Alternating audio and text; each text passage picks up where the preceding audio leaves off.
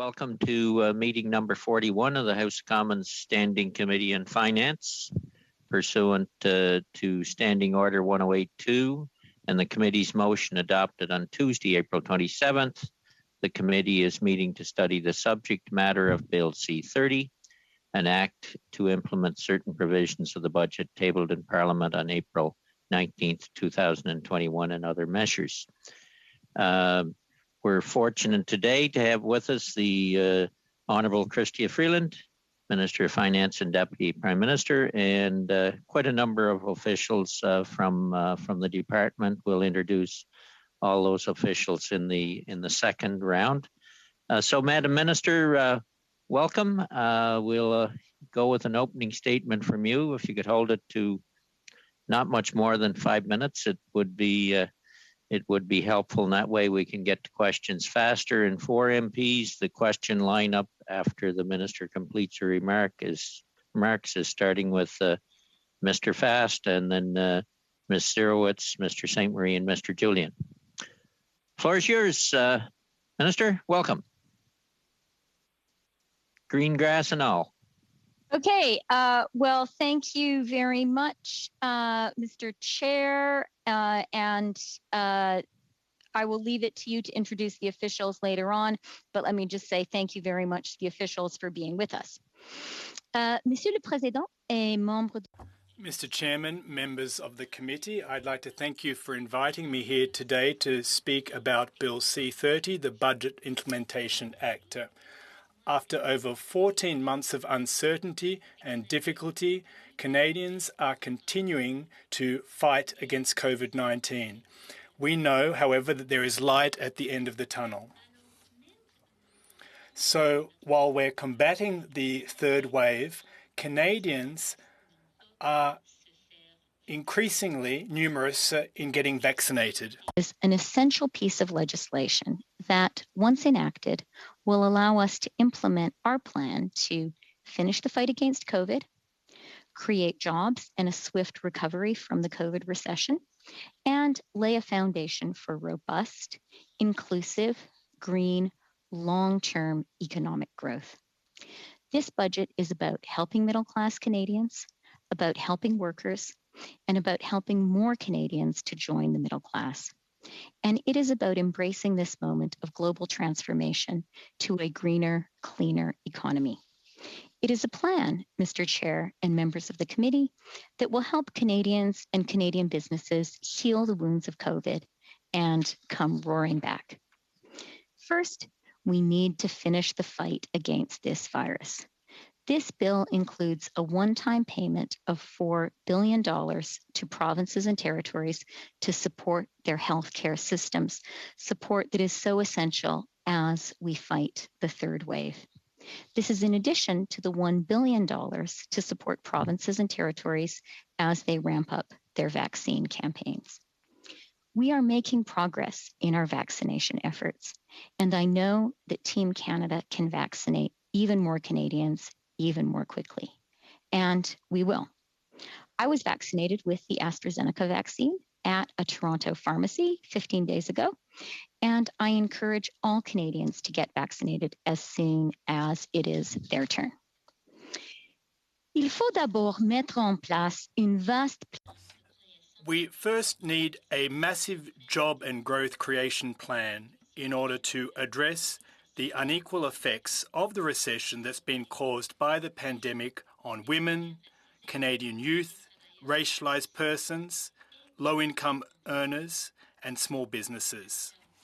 And is a historic investment of $30 billion over 5 years, reaching $9.2 billion annually in permanent investments to provide high-quality, affordable, and accessible early learning and childcare across Canada. Our goal is that within 5 years, families everywhere in Canada should have access to high-quality childcare for an average of $10 a day. Dear colleagues from all political parties, let's make a commitment together today to all Canadians. Let's get this done. Et je veux prendre un moment. I'd like to take a moment to salute Quebec's leadership especially feminists in Quebec, who have shown the way for the rest of Canada. Nous savons que des jours We know that better days await us. However, the situation is still tough for many Canadian families.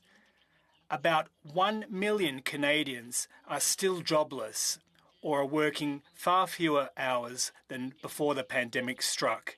We therefore need to support Canadians and hard-hit companies and small businesses and ensure that businesses across Canada get back on their feet as soon as possible. Bill C-30 sets out emergency relief for Canadian workers, Canadian businesses, and also Canadian families. extends the Canada Emergency Wage Subsidy, the Canada Emergency Rent Subsidy, and lockdown support through to September 25th, 2021, which will help protect millions of jobs. With this legislation, we are providing a bridge for people who are unable to work because of COVID by extending income supports, maintaining flexible access to EI benefits, and extending the EI sickness benefit from 15 to 26 weeks. Bill C-30 also introduces a $15 an hour federal minimum wage, and it expands the Canada Workers Benefit, extending income top-ups to about 1 million more low-wage workers and lifting nearly 100,000 Canadians out of poverty. These are measurable, concrete steps to help Canadians who need help. Now, nous devons également venir en We also need to assist small businesses, which are at the very heart of our economy and the cornerstone of our country. We can do this by promoting access to capital and by helping companies and businesses to hire, particularly thanks to a new hiring program for economic recovery in Canada. Young Canadians have made huge sacrifices over the past year in order to make sure that we remain safe. They need our collective support now. Bill C-30 will ensure that college and university studies become and remain more accessible and affordable by extending the federal student loan forgiveness in terms of interest until June 2023. This measure will allow over 1.6 million Canadians who are paying back their student loans to stay on top of their finances. We are going to ensure that this young generation aren't losers. About just a few of the measures included in Bill C-30, measures which will make a tangible, positive difference in the lives of millions of Canadians. This is a plan for jobs, growth, and the middle class. It is a plan built around helping Canadians recover, succeed, and thrive. I recognize the critical role parliamentary committees play in scrutinizing government legislation, and I'm grateful to all of you for your hard work.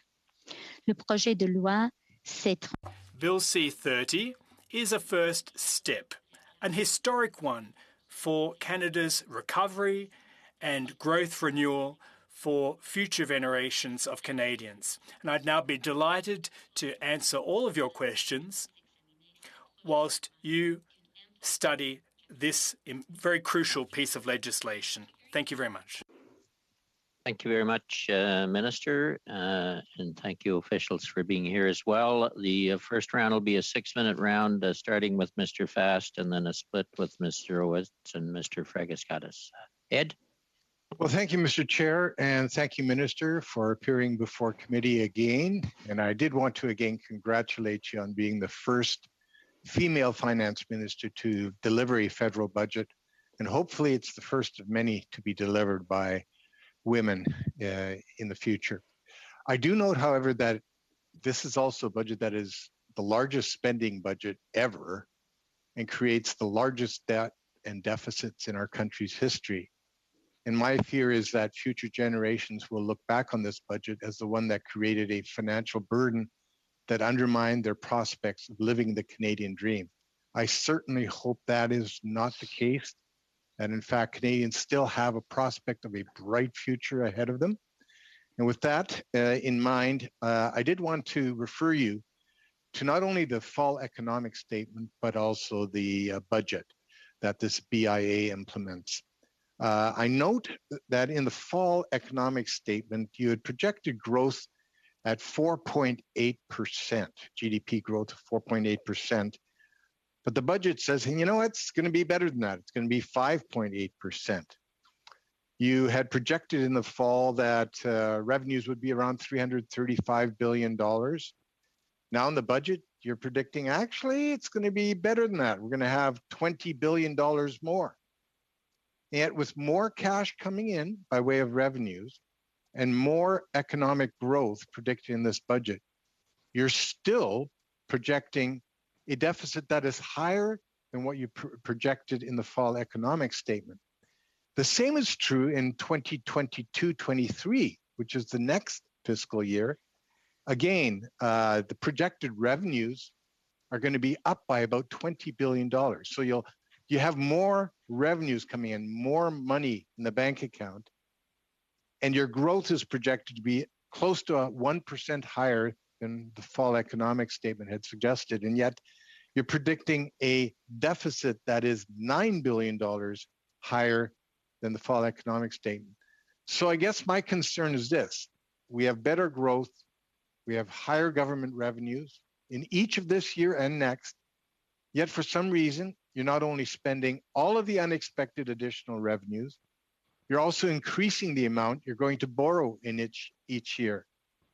We're going backwards, big time. For every extra dollar that comes in revenues, you seem to think that you can spend that dollar and then borrow even more than you had initially projected. So how is that a sustainable fiscal and debt management plan? Madam Minister. Okay. Well, let me first thank you, Ed, Mr. Fast, for your kind comments. And you made a similar comment that I really appreciated when I delivered the budget. And so I want to take this opportunity to recognize a woman who I think deserves the respect of all of us, and that is Kim Campbell, Canada's first woman prime minister. And she was, of course, a Conservative.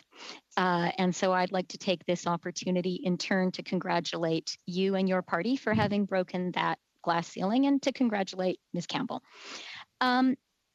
So you have addressed some questions broadly around fiscal sustainability in the budget, and around debt and deficits, and around the FES projections and the budget projections. So let me make a few comments. The first one that I want to make is to just be clear, and I know that members of this committee will be aware of this, but to be clear with all Canadians, that when it comes to the growth projections, a long-standing practice, in fact, one that dates back to 1994, is that the budget is based on the average of forecasts of private sector economists. I think this is a great example of institutional strength of Canadian institutions, and I make that point to the committee to be clear about why the projections have changed. The projections of private sector economists have changed, and that's been what we've used as the basis of our fiscal track. Now, I know the committee is well aware of this, but just to be clear with Canadians.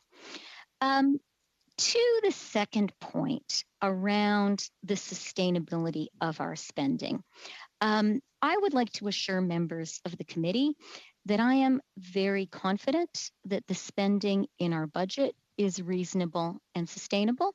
There are a couple of key markers that I would point people to. The first is that we show a declining debt to GDP ratio, falling to 49.2% in 25-26. Likewise, a declining deficit, falling to 1.1% in that outer year. And I would also point out that it is not merely my judgment that the debt and deficit track is reasonable and sustainable. It's also the judgment of some important outside validators. And I would start by citing S&P. On April 26th, they reaffirmed Canada's AAA credit rating, the highest there is, and said that the outlook was stable. That was after reviewing our budget.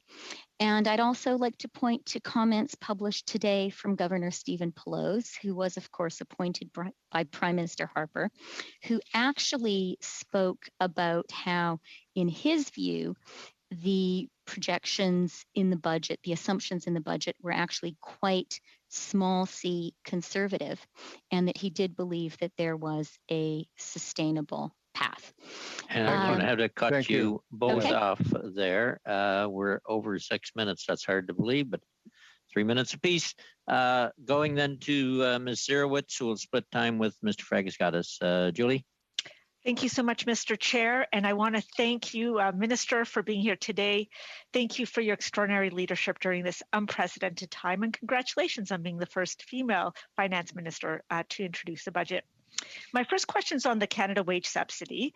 As we all know, the Canada Wage Subsidy has been a huge lifeline to businesses right across the country, including in my riding of Davenport.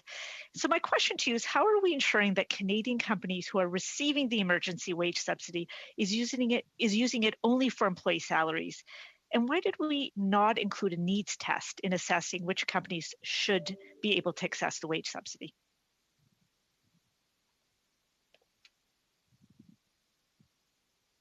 Minister? Thank you, Mr. Chair. Thank you, Julie. Ms. Jurowitz, nice to see you. So let me just start by pointing out, as you have, that the wage subsidy has been providing and continues to provide absolutely critical support to Canadian businesses and crucially to Canadian workers. More than 5.3 million jobs across the country have thus far been supported by the wage subsidy. In the province where you and I are both members of Parliament, Julie, more than 1.88 million jobs have been supported by the wage subsidy. As I know members of the committee are aware, the amount of subsidy a company can claim for its employees is based on the revenue loss. The more revenue you have lost, the more subsidy you are able to claim. We think that is fair, and it is a way of targeting the support to where it is needed the most. And of course, I know members of the committee are aware that companies can only claim the wage subsidy for employee remuneration. Finally, Bill C-30, which we are discussing today, includes a further and I think important condition for publicly listed companies. If we pass this important legislation, then the remuneration of top executives in 2021, if it exceeds their remuneration in 2019, the companies will need to pay back that difference to the government up to the total amount of wage subsidy that they receive. So that is a new condition that we're bringing in with C-30, and I hope that members will support that. Thank you. And I have Very one more quickly. Thank you. Minister, you know, we are not able to achieve gender equity if women continue to battle gender-based violence. Why was it important to include a substantial amount of money in Budget 2021 for a national plan to end gender-based violence? Well, thank you very much for the question. And I do think this is a measure that all members of the committee will support. This budget includes unprecedented investments in fighting gender-based violence, an investment of more than $600 million. I think that fighting gender-based violence has been an issue in Canada for a long time. But I think it would also be fair to say that the pandemic has made the situation more acute for very, very many vulnerable Canadians. And so, you know, being forced to stay at home has meant that some Canadian women have found themselves closed into a dangerous environment. And so I'm really pleased that we have this major investment here. And I see our chair nudging me to stop talking, so I will. Mr. Fragaskatis. Thank you, Chair. Thank you for being here, Minister. I think one of the points in the budget that has gone overlooked in the public commentary that's taken place on it is the move towards initiating a public consultation on the criminal rate of interest in the Canadian Criminal Code. As you know, Minister, currently that threshold is set at 60%, a very high number that's hurt a lot of people. This is on installment loans and lines of credit. Just want to ask you about the consultation. Thoughts on that, on what it would examine exactly, when it might begin, anything like that? Yeah, so thank you very much, Mr. Fragaskatis, Peter, for that question. This is a consultation in the budget that is really important to me and I think to all Canadians. We've seen that this pandemic has had such an uneven impact on people. There are some people who are getting through okay, even doing well. But there are other people who are really, really struggling. And we know that predatory lending and criminal rates of interest hit the most vulnerable Canadians. For many lower and modest income Canadians, predatory lending, including payday lending, can impose real hardship. The consultation that we are launching is going to give us as a government and us as parliamentarians a chance to talk to Canadians and to really act on this issue, which can cause a lot of misery for a lot of people. We will have to end it there. Mr. St. Marie, 6 minutes, followed by Mr. Julian. Gabriel? Oui, merci Wayne. Alors, premièrement... Thank you, Wayne. First, hello, Minister, and thank you for being here. I'd also like to welcome the senior officials who are with us here today. Now, obviously, in your bill, there is a whole slew of interesting measures. My time is limited, so I'd like to focus on the particular sections where I have question marks and comments to make. I'd start by Section 8 of Part 4, which deals with activities associated with retail payments. Now, I understand that it is important to legislate in this area. There's currently a void, and so I salute this. And on my side, I'll continue to compare this with the Civil Code, which applies as law in Quebec and which manages individual transactions between individuals. Now, why would the federal government be regulating in our backyard? That is another question. But I'd like clarification as far as your intentions to do with the big web giants, the GAFAs, the big companies that sell online, Walmart, Amazon, and so on and so forth. Either directly or indirectly in this particular section of the bill, is there something that will enable these big players to provide services that are currently provided by financial institutions, or not at all? So could you please clarify your intentions in that regard? Response. Well, first, hello, Mr. Sainte-Marie, and I always welcome your questions and comments, I'd say right off the bat. Now, I thought that you were going to talk about the taxes that we are going to levy on the web giants. That was what I thought you were going to say. But as far as the services are concerned, as you're aware and as you noted, we're talking about a broad-based consultative process, and that is what we have slated in that regard. I see. Thank you. Well, when that consultative process is over in Section 8, the provision on activities to do with retail payments, for the time being, you're saying that you do not intend to enable these GAFAs, Amazon, Walmart, and so on and so forth, to provide payment tools like those of financial institutions. Is that correct? No, exactly. Now, implicit in that is the understanding first that there is a specific particular situation which Canada finds itself in. And the fact of the matter is, as you said, In Quebec, there is a civil code which applies, and everything that we do has to be done in a manner that is acceptable to all the provinces and territories in Canada, including Quebec. That's a particularity of Canada.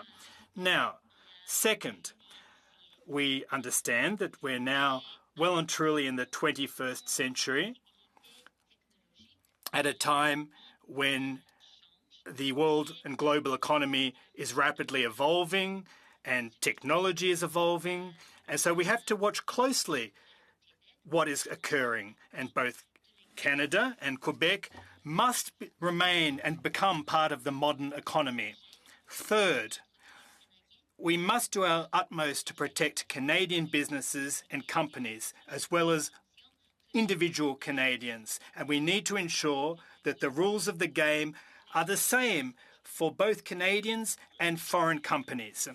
Well, thank you very much for clarifying your intentions to do with that particular section. I'm reassured by your remarks. Second topic that I'd like to turn my attention to, that's credit cards. In the budget, you set out your intention to put in place measures to limit interchange fees and in order to ensure greater fairness between small businesses and companies that are negotiating interchange fees for credit cards.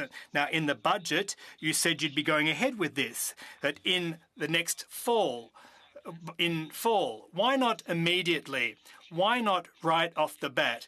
And in the same vein, Ms. Linda Lapointe, a Liberal Member of Parliament in the previous Parliament, had tabled a private member's bill. She brought it back twice before she was appointed to another position, and then it fell by the wayside. Now, I believe that we need to act urgently, especially since the pandemic is affecting small businesses and has created greater inequalities. So why not act immediately rather than postponing this till what we imagine would be post-election?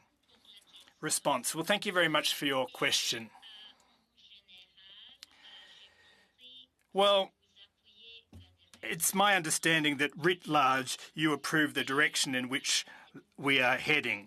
And that's a good sign to my mind, and I thank you for your support. And I do agree with you to the extent that small and medium-sized businesses are the hardest hit in our economy, and they need our assistance. And that is one of the reasons, perhaps the main reason, why we clearly set out our intention in that regard in the Budget Implementation Act. Now, we understand full well that the quote-unquote COVID recession has hit small and medium-sized businesses particularly hard. And we also are mindful of the fact that because of the pandemic, those small and medium-sized companies are more and more heavily reliant on virtual transactions by credit card, for example. And that is precisely the reason why we laid out our intention to move forward in the future. And I hope that in doing so, we will also garner your support. Thank you very much. Thank you very much. Thank you both, Mr. Julian, followed by Mr. Falk. 6 minutes, Peter. Thanks very much, Mr. Chair. Thanks to all our witnesses for coming here today, including the departmental witnesses. And we hope that your families continue to stay safe and healthy. And congratulations, Madame Freeland, for shattering that glass ceiling as the first Canadian woman to present a national budget. Now, the context of that national budget is Canadians suffering through an unparalleled crisis. At the same time, we've seen Canadian billionaires increase their wealth by $78 billion. And yet hundreds of thousands of Canadians have not been able to return to work. And yet Bill C-30 slashes in just a few weeks' time as the third wave crashes on our shores, the most devastating wave yet, from $500 a week to $300 a week. At the same time, it does nothing to address the fact that Canadian students are having to pay back student loans in a pandemic. So will the government accept amendments both to ensure that the CRB is not slashed from $500 to $300 in the midst of a pandemic, and that students actually get a moratorium so they're not having to pay back a student loan in the middle of this crisis? Go ahead, Minister. Okay, yeah, I didn't know if you wanted to give me the signal, Mr. Chair. So, Mr. Julian, thank you very much for the question. And thank you for your continued advocacy for low-wage workers and for students. Let me start with students. I do believe that this budget provides unprecedented support for students and for young Canadians, more than $5 billion of support for young Canadians. It includes support in both the actually three things, in the Canada Student Grant, in extending to 2023, as I said in my remarks, the interest moratorium, and also in lowering the amount and raising the income threshold at which Canadian students need to begin repaying their loan after they graduate. So that is real support for our young people, and they deserve it. And I'm happy to talk about the CRB later on if you would like, but I see Mr. Julian wanting to speak, Mr. Chair, and maybe I've run out of my time for an answer. Thank you very much, Madame Freeland. And yes, I want to get back to other questions. I'm taking your answers as a no for the moment on both. Now, the wage subsidy, very controversial, billions of dollars that have been misused for dividends, stock buybacks, and massive executive bonuses. The government has acknowledged that by kind of putting in place something for June 5th. Doesn't include dividends, doesn't include stock buybacks. And yet the government has been saying all along that money should not be used for dividends, stock buybacks, and executive bonuses, that the money should go to the workers. So my question is very simple and twofold. First off, will the government insist a company that has laid off its workers and paid dividends and executive bonuses that they pay the money back? And secondly, we wrote to you on January 5th asking for the full list of amounts that companies have received under the wage subsidy. Will you release those amounts so that Canadians can actually judge for themselves how the wage subsidy has been distributed? Madam Minister. Okay, thank you, Mr. Julian, Mr. Chair. Mr. Julian, let me start by emphasizing what, from my perspective, is the most important reality about the wage subsidy. And that is that this program has allowed literally millions of Canadians to continue to be employed. 5.3 million across the country, 621,000 jobs, Mr. Julian, in your province of British Columbia have been supported by the wage subsidy. And that's important for two reasons. These are people who continue to have an income, and they are people who continue to have a job, and maintaining that connection to your employer is absolutely essential. That is something that only the employer can help do. It's not something that the government can do. So that's why for us, providing support that kept people having an income and kept people connected to their jobs, absolutely essential. And the disclosure requirements for the wage subsidy were detailed in the initial wage subsidy legislation that all parties supported. So, Mr. Chair, two other questions. You have 1 minute left. I do. Thank you very much, Mr. Chair. First off, Netflix is excluded from paying the much vaunted new tax. Will the government disclose the secret agreement that took place with Netflix? Negotiations behind the scene. And secondly, around Trans Mountain, how much does the government expect to pour into the Trans Mountain pipeline? And given that the PBO has indicated $14 billion for construction, another $4.5 billion for acquisition, at what point does this government step in to say enough is enough? We're not going to keep pouring money into this pipeline. Madam Minister. Mr. Julian, you and I sometimes disagree on policy outcomes, but rarely do we disagree on actual facts. Here, however, when it comes to internet taxes, I must say that I disagree with your framing of what our government is doing. And so let me just take a moment to outline what we're doing. First of all, there is no exclusion of Netflix or any internet company.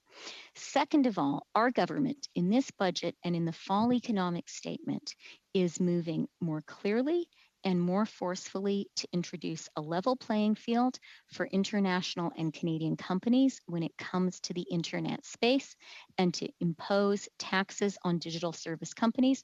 We're doing that more forcefully than any Canadian government has ever done.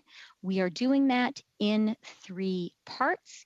And I now see the chair looking like he wants me to stop talking, so I'll have to talk about those 3 different levels of tax that we are introducing in another answer. But I want to be clear, our government believes it is important to have a level playing field for Canadian companies in the internet space, and it's important to be taxing the companies that are active in this space. And we will have to end it there. I want to get as many people through and questions as we can. And we're back to Mr. Fast, I'm told, who will be followed by Ms. Kotrakis. Ed? Well, Minister, I do not want to rain on your parade, but many of us had hoped that this would have been an historic growth budget.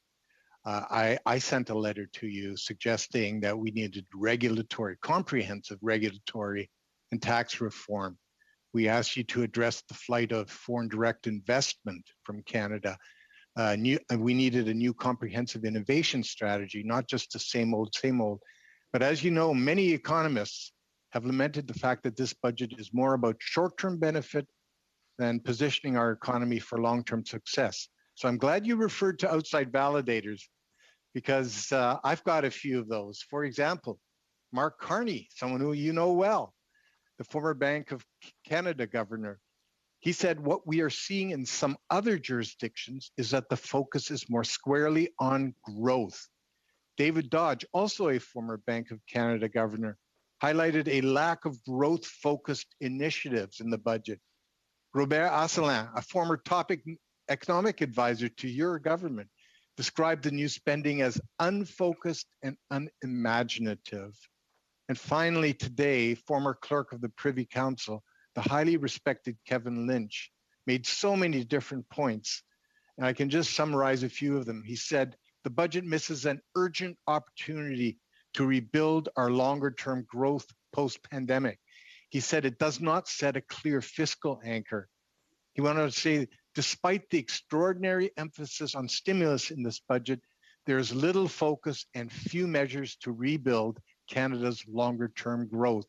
He went on to say, our potential growth will drop due to weak productivity, tanking competitiveness, and labor force challenges. He ended up by saying, this budget's intergenerational transfer of debt and risk is unprecedented. Minister, your own fall economic statement and budget betray the reality that as you raise more money through tax revenues and otherwise, you're simply going to spend more and borrow more, but there's nothing to position our economy for long-term growth. This is a huge letdown. Why? Madam Minister, you will have about equal time to respond, and then we're out of time. Okay. Well, thank you, Mr. Chair. And Mr. Fast, as you know, I have a great deal of respect for you as a person and a former minister. But I have to very respectfully say I disagree very strongly with all of your contentions just now. And so let me take them in turn.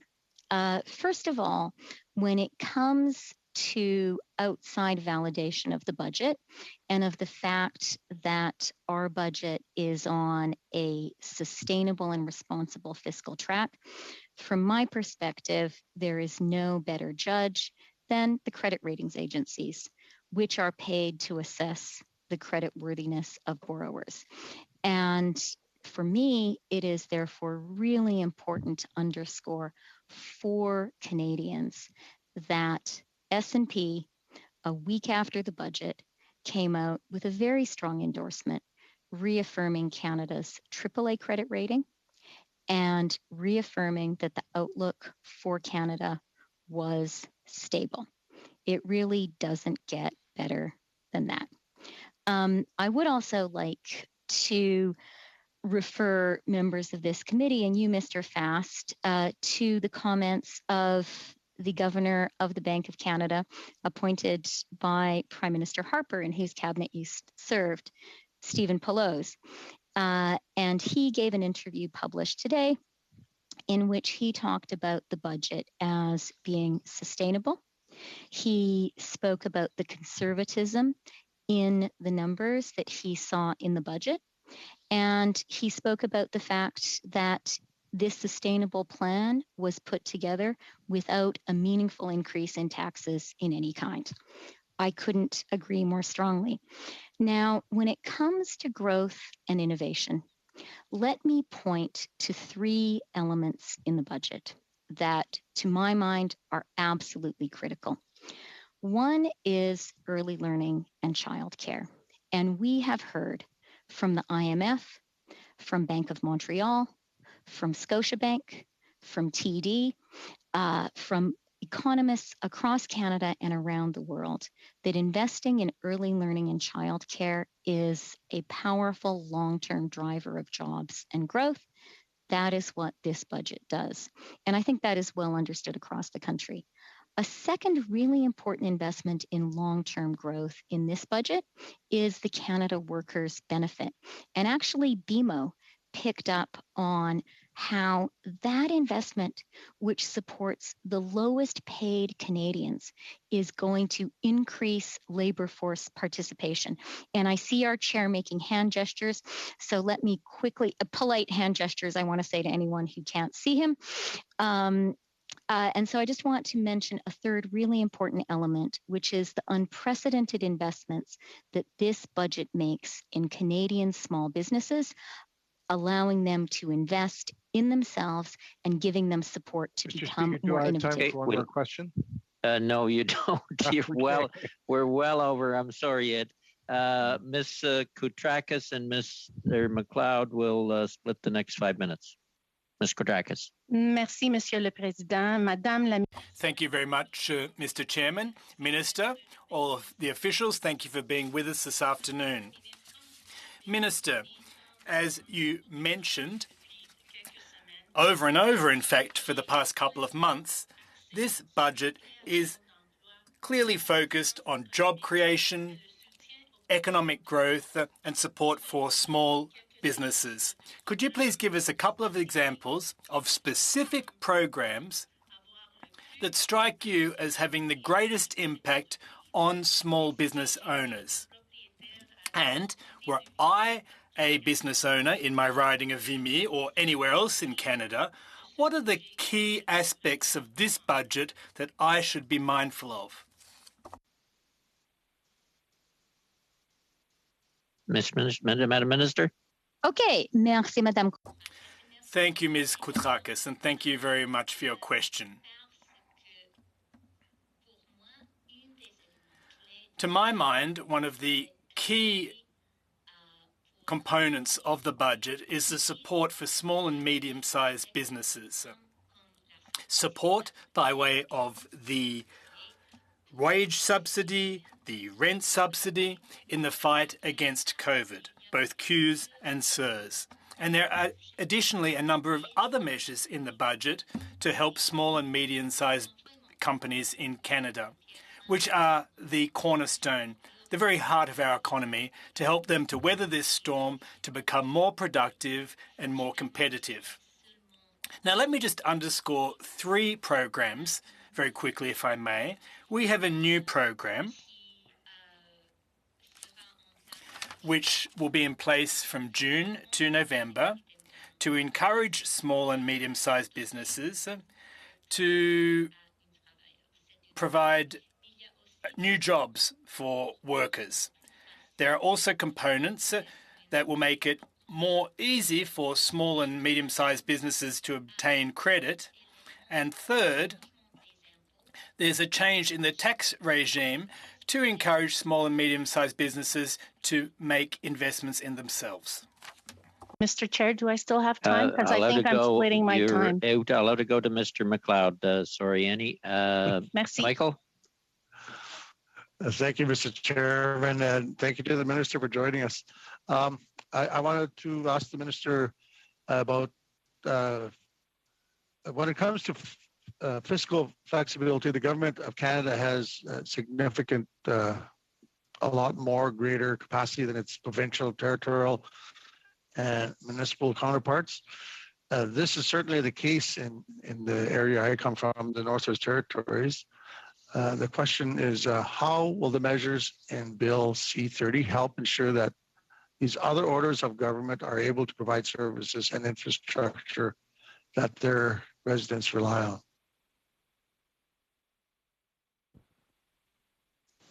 Madam Minister. Okay.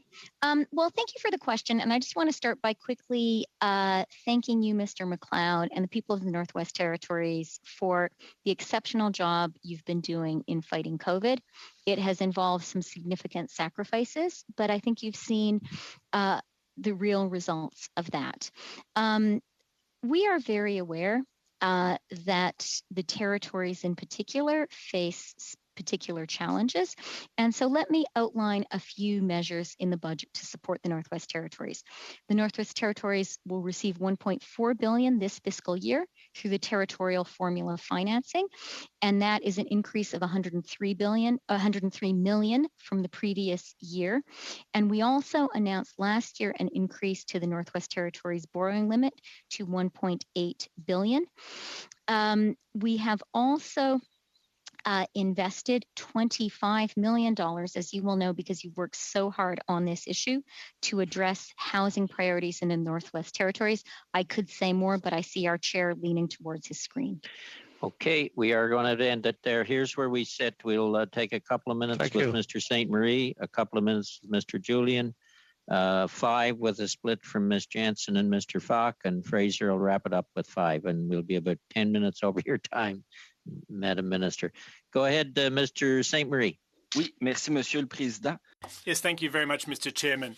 Minister, as you're aware, in Greater Montreal and in Quebec, there are thousands of technical or technological startups. Now, at the start of the pandemic, we said that the wage subsidy program wouldn't really fit them. Startups are usually folks who use their own financing.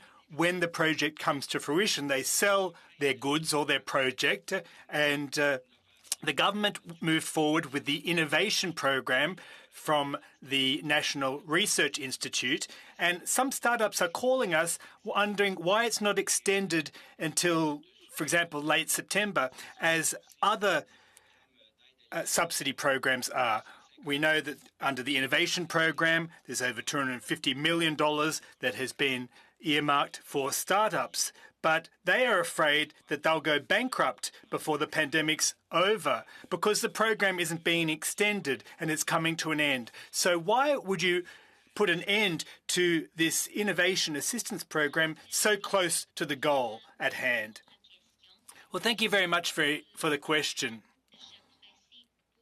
And I should say right off the bat that I really admire the innovation ecosystem that we see in Montreal, in Toronto. We have Mr. Julian with us here today. There's also an innovation ecosystem for startups in Vancouver as well. So across Canada's cities, startups are a key component to our growth plan.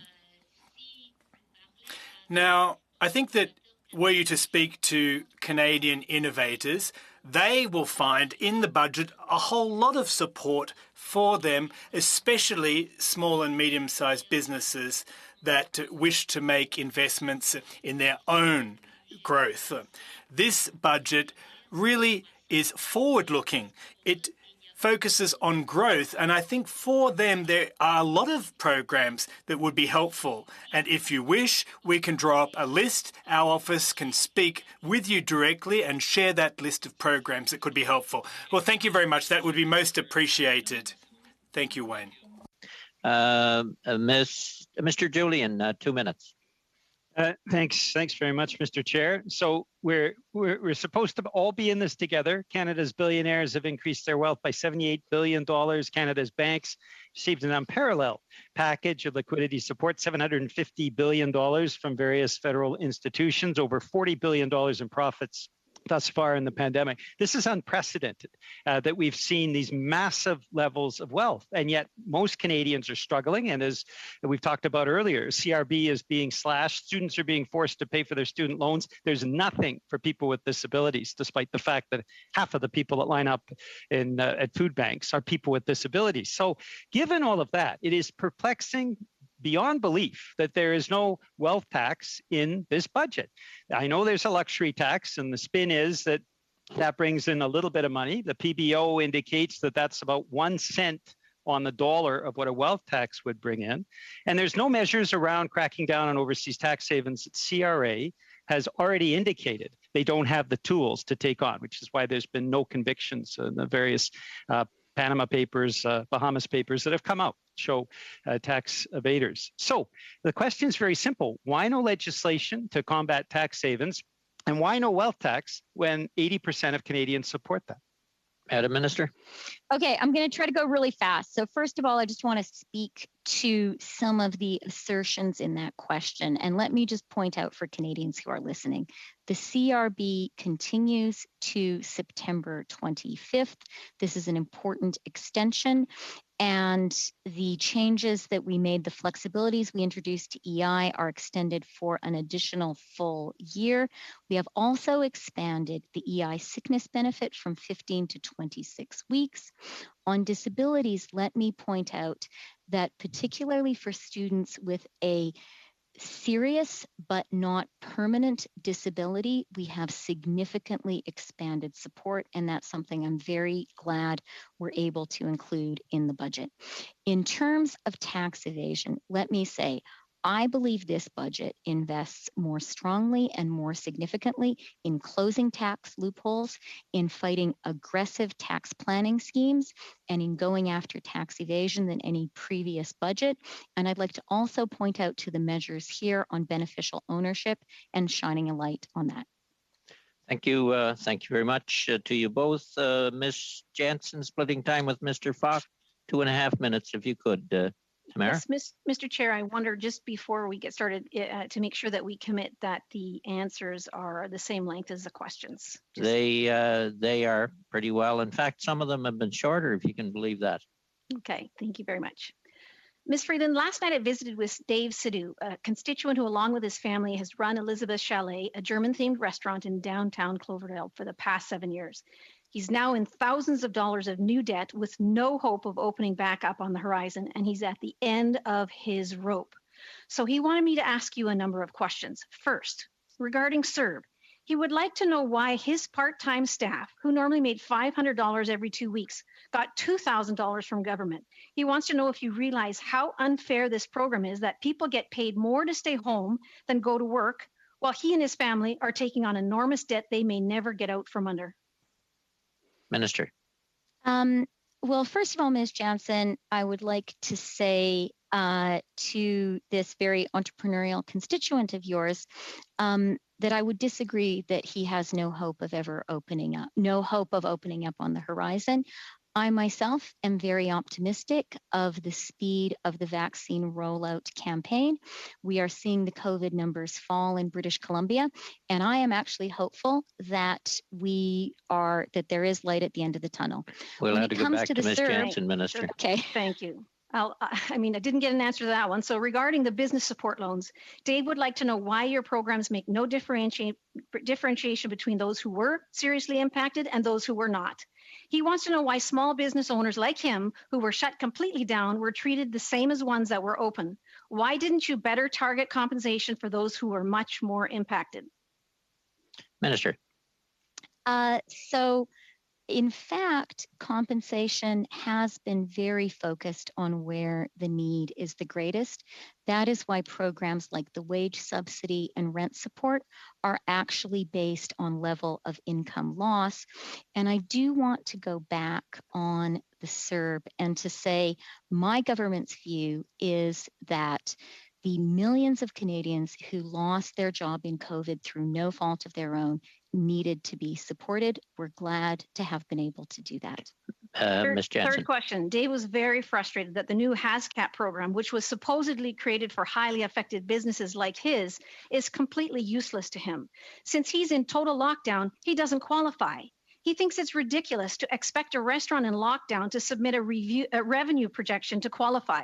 No customer, no revenue. How does that even make sense? It's heartbreaking to see the damage these program failures have done to small businesses across the country who are in the exact same position as Dave.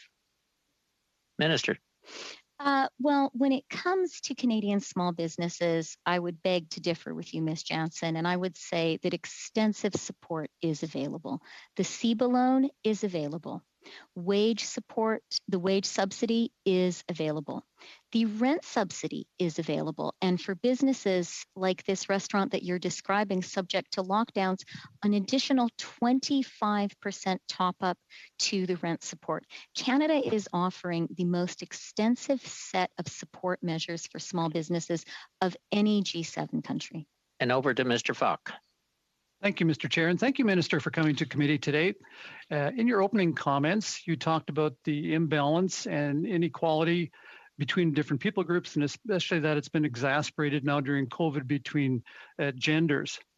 Your $30 billion early learning and national child daycare program, which will provide subsidized government daycare for $10 per child per day, is a program that's going to be used by some women in my riding and across Canada, and others will make the choice of not using that. How does your budget address the imbalance and the inequality that will create between women? Minister? Mr. Chair and Mr. Falk, every family will choose the childcare arrangement that works best for them. As a baby, I was taken care of by my own Baba, and I have very tender memories of that. And my own mother retired 6 months after my first child was born and came and lived with us and took care of her. And those can be wonderful arrangements for families that have the resources. Our early learning and childcare plan is about making it an option for every family across the country to have access to affordable, high-quality childcare. This is an investment in long-term growth for the country, an investment in expanding labor force participation, and high-quality childcare, early learning and childcare is an investment in the youngest Canadians. Time for a quick one, Ted. Thank you, Wayne. Agriculture, carbon tax exemption. Grain farmers get an exemption for diesel fuel that they burn in their equipment while farming. But many farmers are not necessarily grain farmers, but they farm livestock, the cattle, pigs, dairy, feathers, and also greenhouses. The heating fuels that they use to heat their barns and facilities could have been addressed in this budget as well, and you've chosen not to do that. Could you explain to me why you've created that inequality and imbalance in the agriculture sector? Minister? Well, we have actually addressed that very legitimate concern that farmers have. When it comes to greenhouses, actually previous measures have made particular provision for greenhouses because of the competitive markets in which they operate. And when it comes to use of the non-purple farm fuels and the impact of the price on pollution, this budget does actually have measures to answer the concerns that farmers have there. Well, just a follow-up, Mr. Chair. Really, you're over. What's your follow-up? We'll let it go. Some farmers use propane and natural gas to heat their barns, and that apparently is not covered. And that's my concern. Okay. Madam Minister, do you want to add anything or just take Sure. No, just to say that I am actually very aware of the concerns that farmers have had, particularly but not exclusively around grain drying and use of the non-purple fuels. And there are actually measures in this budget to address those concerns. Okay. Thank you both, Mr. Fraser. The floor is yours for about 4.5 minutes. Thank you, Mr. Chair. And look, I wasn't expecting a question in this round, so I'll treat it as a bonus. And before I do, let me just put on the record my my extraordinary disagreement with our colleague, Ms. Jansen, on her perspective around CERB. I can tell you the feedback that I have heard minister in my own community is during a time when people were being forced to stay home to protect the health and well-being of their family and members of their community. This is a program that made sure they could pay their rent and their mortgage and put food on the table. I want to direct my question towards the measures targeting young people and more particularly students in this budget. Before I got into politics, in fact, before I got into anything, I was a student president at St. FX University, Go X Go. I was one of the folks, I see Wayne shaking his head up there, I'm a homer. I was one of the folks who went to Ottawa to lobby MPs for important changes. Some of the things in this budget around extending a moratorium on interest on student loans, not requiring students pay back their student loans until they're earning $40,000 a year, extending the doubling of the Canada Student Grant, which is going to cover on average 90% of the tuition for the lowest income families in Canada. Those are all terrific measures. But there's one in particular that I don't think has gotten the attention it deserves. There is a new proposal in this budget that is going to ensure that students don't need to pay back their student loans if their monthly payment exceeds 10% of their household income. I should say they'll still be required to pay that portion back, but the amount beyond that 10% will be covered, both principal and interest, by the federal government. In the case of a student whose monthly income is $400 a month and whose monthly payments is, or rather their 10% is $400 and their monthly payment is $650, this is going to extend hundreds of dollars every month to low income students when they're trying to get their feet under them. Can you tell me the motivation behind this policy and the importance of supporting young people? And I'll only just add, the reason I care about this is that I think the next cure for cancer or business solution might be locked in the mind of some kid who can't afford to go to school. And it's not just them who loses out when they can't get an education, it's every single one of us. So if you could highlight the importance of some of these measures to make sure we can improve the affordability of an education, I would be grateful. Minister. Okay, well, thank you, Mr. Fraser. And I do want to start by underscoring, as I did in my own reply to Ms. Jansen, the strength of my agreement with you about the CERB and the CRB. Our government really stepped in when literally millions of Canadians, through no fault of their own, were suddenly left without a job, without the ability to find a job. And I am really, really glad that we took action to support them. And I want to say to those Canadians, we are going to continue to be there. The support is there to the 25th of September. On students, again, I find myself in violent agreement with you, Mr. Fraser. When it comes to the really unprecedented support for students in this budget, let me offer three motivations. The first was, I do really believe that young Canadians have made a huge and very particular sacrifice during the pandemic.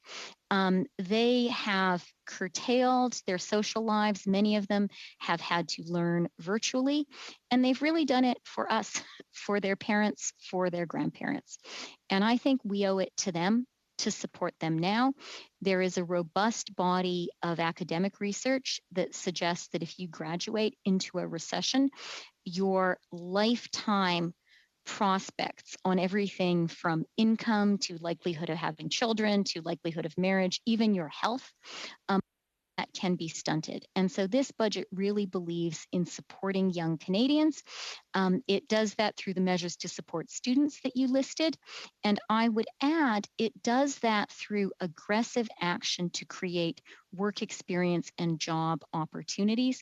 500,000 work experience and job opportunities will be created in this budget. Mr. Chair, is there any time remaining? On mute, Mr. Chair. No, there's no time. I guess that's why I muted myself. You'd like to do that to the rest of us, wouldn't you, Mr. Chair? Look, we are at a time, and there's always far more questions than we get time for, but we will have to turn to officials. Minister, thank you very much for appearing and taking the time today, and we wish you much future success in your duties, which is not an easy chore these days. That is for sure. So thank you very much for your appearance, and all the best. So we'll turn to officials. Just a point of order, Mr. Chair. Yes, Mr. Fraser, is it that I hear the voice, but I didn't see that? There yes. you are. Okay. Yeah, it's me. And look, I'll be very quick. And I know we had we're in the middle of a study, or we're at the beginning of a study. I had tried to circulate just in advance of our last meeting a proposal around how we should conduct it. And look, I'll put everyone's mind at ease. I'm not trying to pull any fast ones or table motions on the floor right now, even though the rules would preclude that. I just want to give an opportunity to have a very short discussion about next steps in our study. I'd like to thank each of the critics for taking the time to speak with me over the weekend or as recently as this afternoon. I had initially envisioned that we would farm out some of the portions of this bill to different committees purely as a matter of expediency. Certain members indicated they didn't wish to do that, and I'm happy to oblige if we want to do the entirety of the study at Finance Committee. I've prepared a draft motion that I've circulated a copy to Mr. Fass and Mr. St. Marie. I would just ask that perhaps the clerk can circulate a copy of that motion if I send it momentarily to you, Mr. Chair, as a starting point for future discussions on what this shape may look like. I spoke with Mr. Julian earlier today, and we've not sort of reached an agreement or anything like that. But I just, as a technical point of view, we will need to establish next steps at some stage. Some members have indicated a preference to do this at the steering committee. I'm okay with doing that. But just technically speaking, I know you had mentioned previously that you had sought room for a steering committee meeting. Given that we're supposed to hear from officials on Thursday, I'm wondering if the committee would agree, one of two options. I'm happy with either, frankly, to either adjourn a little bit early to allow the steering committee to take over the remaining time to develop the plan as to how we should proceed, or to set some of the meeting time aside for committee business to do the same thing, only if that technically would be a better option in terms of securing meeting space. So with that, Mr. Chair, I'll have would happily have the clerk circulate my proposal, but happy to accommodate feedback. My interest is less on the format of the meetings and more on making sure that we deal with the measures outlined in the BIA in a timely way. Okay, and you're going to send that proposal to the clerk. I can do that momentarily.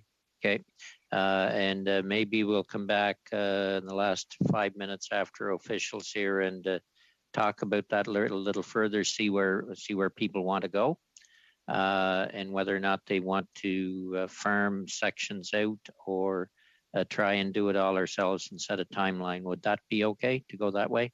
Then we can figure what we're doing on Thursday. I see some heads shaking. Yes, okay.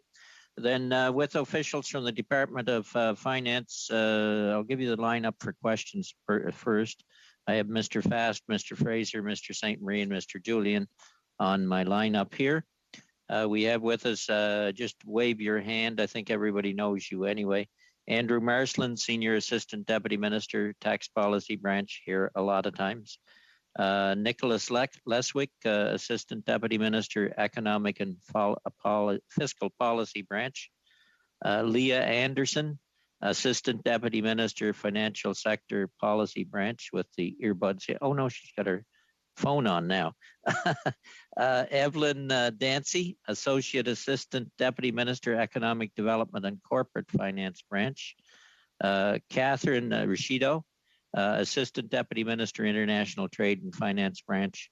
And Galen Countryman, Associate Assistant Deputy Minister, Federal Provincial Relations and Social Policy Branch. So thank you very much for attending the first hour and being here for this hour. And thanks for the work that you do in these struggling through the struggle here through COVID. Mr. Fast, the floor is yours. Thank you very much, Chair. To our officials, during the lockup, one of your colleagues made the statement that all government spending is stimulus. Is that the department's position, that all government spending is stimulus? Or did I understand that incorrectly?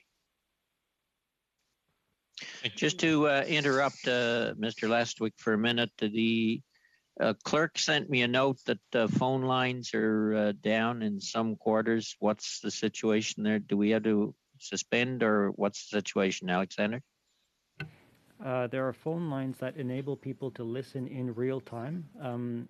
People that can listen on Parleview have 30 seconds to a minute delay, but in real time, they can dial into the phone lines. Then I'm being told by the IT technicians here that we would have to suspend the meeting for at least 10 minutes to get the phone lines back up. Now, that's not my decision, and I put it to you as chair, but I don't know how important it is for the people that are listening to be able to use the phone lines right now. There will be a record of the meeting in Hansard, I understand anyway, correct? I think we will continue. So Mr. Lastwick, we'll go to you. Very good. Thank you for the question, Mr. Chair. I guess more precisely, like all government spending feeds through into some real economic activity. So I mean, just basic national income accounting would suggest that government spending would feed through and provide some sort of fiscal impulse into the economy. Some more, some less, depending on the type of government spending. But yeah, it was probably me that answered that question, Mr. Member, and it was just to try and exemplify that a dollar spent by government feeds through into the economy in some way. Some of it leaks out of the economy, either through exports, but it does, find its way into either the pocketbook of a consumer or into the income statement of a business. So. Nicholas, that wasn't supposed to be a gotcha moment. I didn't ask you to out yourself as no one who have said that, but just wanted to confirm that. But I did want to talk about stimulus because in the fall economic statement, when growth projections weren't as robust as they now are in the budget, the minister set aside anywhere from $70 to $100 billion worth of stimulus, but she couched it in terms of saying, listen, we're going to measure how much and how we allocate the stimulus based on economic growth. What are the needs at the time? Now we realize that revenues are up, economic growth is up, and yet the full $100 billion plus has effectively been pumped in to the economy. Can you give me some justification why there wasn't a more graduated response to any economic headwinds that might arise? Thank you again for the question, Mr. Chair. I mean, there's no exact science. It is all a relative calibration. I mean, the economy, there's still a whole lot of slack in the economy from the perspective, from the government's perspective as it was writing the budget. And we can see evidence of that even just in the most recent labor market report, where you can still point to, over 1 million Canadians who are unemployed or suffering from a severe reduction in hours. Likewise, business closures are hovering anywhere between 3 and 5% of a normal baseline operations pre-pandemic. So I mean, the justification is that there is still a lot of slack to absorb, and beyond that, there's some intent to make up for potential scarring effects over the last year, so that we don't get into a position where these businesses never reopen their doors and that unemployed people never get attached and properly matched to a job that their skill sets are suited for. So in that context, the budget tries to make a strong case that part of the spending was securing the recovery and building our growth potential beyond the excuse me. Has the department done any modeling as to the impact that household and corporate savings could have if those savings are injected into the economy? Because there are impacts from all over the place. You've got massive infrastructure and stimulus spending On the American side, you've got corporate and household savings. You've got fairly robust economic growth right now. Have you done any modeling that would help you understand and also measure how the stimulus is actually applied? Thank you again for the question, Mr. Chair, Mr. Member. Of course, we do that kind of modeling. I mean, there are, three significant tailwinds. One, as you said, is just the impulse of, or the spillover of potential U.S. stimulus into Canada. Two is just this kind of release, kind of euphoria effect, post-pandemic, where consumption patterns snap back to normal. And then, on top of that is this accumulated savings, this so-called preloaded stimulus, which we try to factor in.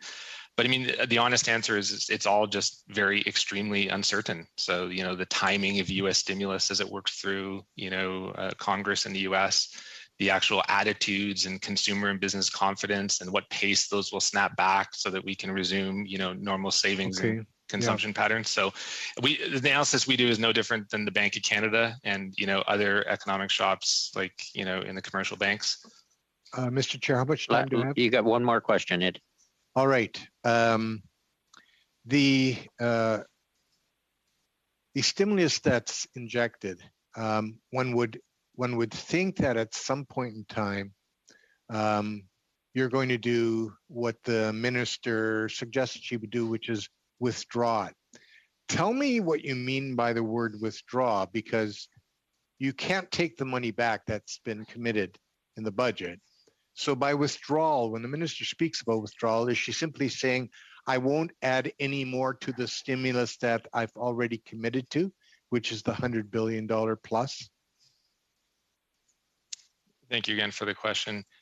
Yes, I would assume so. I mean, what we printed in the budget was a normalization path from both an economic and fiscal policy perspective. So, as the economy strengthens, you see, employment and output kind of get back to trend. And likewise, along that path, there are these support programs and stimulus type spending, which starts to wind down over the 3-year fiscal horizon. So in terms of withdraw, I think it's relative to what was printed in the budget and that wind down of government spending over the near term. Okay, thank you both. We'll go to Mr. Fraser, followed by Mr. St. Marie, Mr. Julian, and Mr. Kelly first up in the next round. Sean. Thank you very much, Mr. Chair. Thank you to officials. And I've just got the neighbor mowing the lawn outside my window, so I apologize for any noise pollution. The first question that I have relates to the proposed investments in Canada's National Early Learning and Childcare framework that was included in the budget. Obviously, I think the first point you made, Mr. Leswick, around government spending sort of finding its way into the economy, I see this as a major opportunity. I see the investments that will create affordable access to childcare, in particular to allow more parents, predominantly women, to take part in the economy compared to the rate at which they do today. One of the knocks that I hear about the program from folks who are opposed to it is the sticker shock they have when they see this is a $30 billion investment. I'm curious if you've done an analysis on the anticipated economic return associated with this investment, forgetting for the moment that I think it's the right thing to do from a gender parity point of view, but just from a crass economic point of view, what do the numbers show us in terms of the anticipated economic return for dollars spent on this measure? Mr. Leswick? Thank you again for the question, Mr. Chair. And I mean, we tried to print a kind of a short brief of this type of analysis in the budget. So in today's terms, just modeling, the impacts of what we've seen early learning and childcare program, an effective early learning and childcare program in Quebec, and that feed through into increased labor force participation. If we just applied that on a pan-Canadian basis, we would equate that to roughly about 240,000 jobs in today's terms. So, new entrants into the labor market in the equivalent to about 240,000 new workers, which would then feed through into an increase in output of roughly a little over 1% on the level of real GDP. Hopefully that gives you some benchmark indicator. Yeah, look, I think that's really helpful. I think to see to find opportunities to boost GDP by 1% year over year is a great thing. I'm curious if you've got a similar assessment on the actual government revenue that would be generated from that increase in GDP or employment. Do you have any estimates as to what the increased government revenue is? I'm trying to figure out whether this measure will pay for itself or come close to paying for itself. Thank you again for the question, Mr. Chair. I mean, there's a broad literature on this exact question. Of course, we do our own analysis within the department. Personally, I'm not in the camp of this thing pays for itself type of conclusion. But depending on how you calibrate your models and expect a feed through into the economy, there is some literature out there which suggests that dollar for dollar it would pay for itself.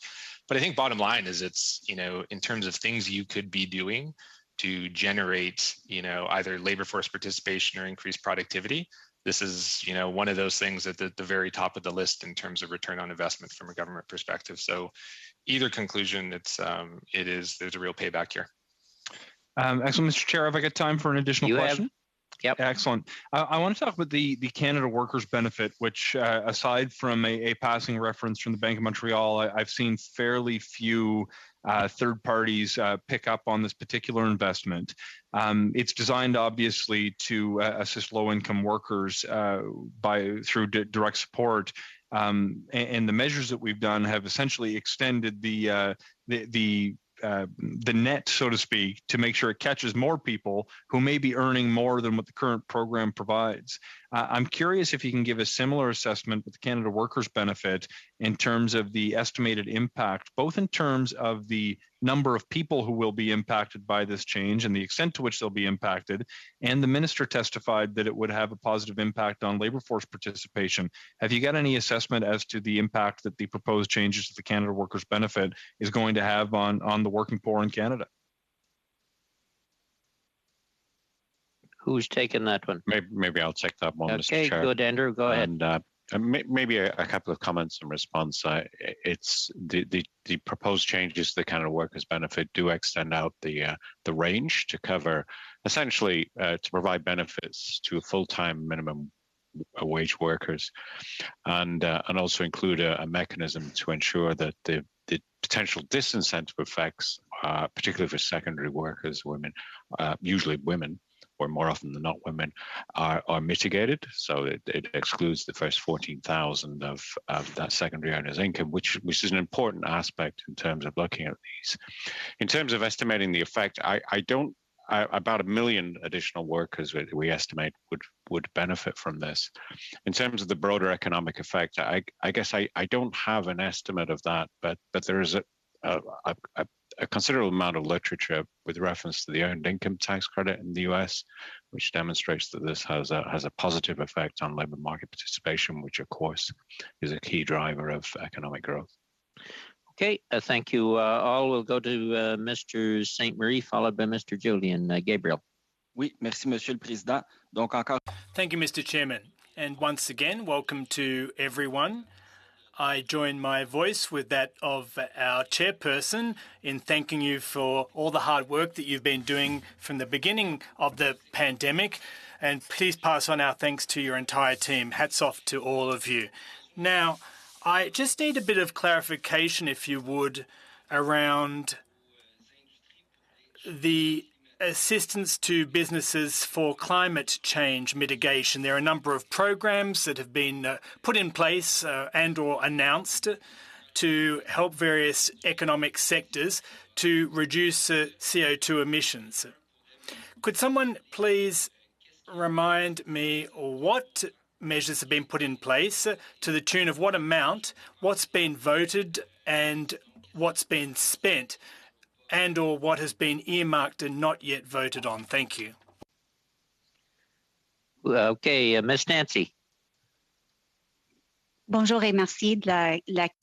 Well, hello, and thank you for the question. Now, there are a number of components to that question, and it's kind of tough to respond to all of them live on television right now, especially as far as spending to date is concerned. I would suggest that I could provide the responses to that in those questions in writing and provide detailed responses. But quite clearly, the simple explanation is there are a lot of measures in the budget, and even prior to that, in December, with the new climate change plan. So there's a lot of meat on the bones. In the budget, there are a number of major measures when it comes to the Strategic Innovation Fund. And there are at least 3, perhaps even 4 measures for climate change mitigation to help farmers with the costs that they bear. But as I said, there are a whole lot of components, and I'd prefer to respond in writing. Well, thank you very much, Ms. Dancy. Yes, it would be much appreciated. But thanks for the brief snapshot. As clearly, if you could put that in writing as clearly as possible, what's been spent to date, what's been voted, what has not yet been voted, and if possible, if you could do a province-by-province, industry-by-industry, sector-by-sector breakdown. You alluded to the agricultural sector, for example. That would be highly appreciated. Now, also, in relation to those programs, perhaps you can respond off the cuff here, but are there programs or modular small nuclear reactors that may be supported by way of these programs with a view to combating climate change and reducing greenhouse gas emissions? Well, thanks again for that question. To my knowledge, and I'm not a specialist when it comes, or an expert when it comes to all of the federal programs, but there is research technology research in technology which are supported through the research councils and also the PARI, which is a program for research and innovation. Now, there's also a number of new programs that are coming through the pipeline, but we haven't yet fleshed out all of those details. Thank you. But if you do put your finger on something more specific in relation to that particular small nuclear reactor question, it would be highly appreciated. Well, thanks again. Now, let me turn to another issue, something that I asked of the Minister earlier regarding the Section 8 of Part 4, the legislation on activities to do with retail payments. Could you please confirm whether or not everything in the legislation might not enable the big online players, such as the GAFAs, Amazon and Walmart, to offer services that are currently offered by financial institutions? Is that the case or not? Ms. Anderson, go ahead. Unfortunately, the speaker is not able to be interpreted. The interpretation service will now be suspended. Okay. Sorry, Ms. Anderson, I can't make you out on the interpretation service. With the mic, we are getting an echo. I wonder, would it be possible to get an answer to that question in writing, Ms. Anderson, maybe? Okay. Yeah, it's just not coming. It's not coming through. Okay, we will have to end that round there and go to Mr. Julian. Sorry about that, Ms. Anderson. Mr. Julian. Thanks very much, Mr. Chair, and thank you to our witnesses for being here. I'm going to be a bit repetitive because I didn't get answers in the first round, so bear with me. My first question is around the slashing of the CRB. So we've got the third wave. The variants are tragically taking hold. I'm wondering what the analysis of the Finance Ministry has been of the impact of reducing the CRB from $500 a week to $300 a week in July. How many people at this point do you assume will be on CRB if the third wave increases? What is the range? Highest level with a tragic escalation of the third wave, and lowest level? That would be my first question. And I think we're going to go to, is it Ms. Anderson on this one as well? Who's up on this one then? Canada Recovery Benefit. Good evening, Mr. Chair. Mr. Countryman, welcome. Yes, thank you for the question. I'm afraid I don't have the estimates at hand on the projected number of people who we would think would be qualifying for the CERB in the coming weeks. Obviously, there's a great deal of uncertainty on that. But I could take that back to see what, if anything, we can provide you. Thank you. I'm looking at the analysis on the range, right? We're in the midst of a third wave. It's growing in parts of the country, as we know. So it's not something that should be slashed without a great deal of thought. So the analysis done by the Finance Ministry would be very helpful. Thank you. Second question then is for the wage subsidy. I wrote to the minister on January 5th. We're still waiting for a reply. When will the actual figures of the wage subsidy provided to companies be released? So when will the public actually know? It's public's right to know, of course. And what is the Finance Ministry and CRA doing in the case where we've already seen through the Globe and Mail and National Post and a number of other intrepid reporters for CBC, CTV, and Global, they've already identified companies that have laid off their employees while they were getting the wage subsidy and providing dividends, doing stock buybacks, and massive executive bonuses. So what is the Finance Ministry or CRA's procedure on that when there is clear evidence of a misuse of the wage subsidy funds? What are the steps that the Finance Ministry will be taking? So when are you releasing the figures, and what steps are you taking when clearly abuse has been identified? Who's up? Ms. Andrew, go ahead, Mr. Marsland. Thank you, Mr. Chair, for the question. In respect of the first question, the wage subsidy, I think, as the committee is aware, is delivered through the Income Tax Act, and the Income Tax Act has provisions that preclude the release of information. There is an exception in respect of the wage subsidy, in respect of the names of recipients, and those names are available through the CRA website. So that's in essence my response to the first question. With respect to the second question, I think the minister responded to this to a large extent. I mean, as the committee is aware, the objective of the wage subsidy is to support the retention and rehiring of workers by firms affected by the pandemic. And the way it does that, as I think the committee is aware, is by month-over-month comparison of revenue drop. So those are the requirements to qualify for a wage subsidy, and that wage subsidy is gradated by the level of revenue decline in any given month. Mr. Marsland, does that mean that there will be no action taken against companies already identified by intrepid journalists as having clearly violated what the conditions around the wage subsidy were?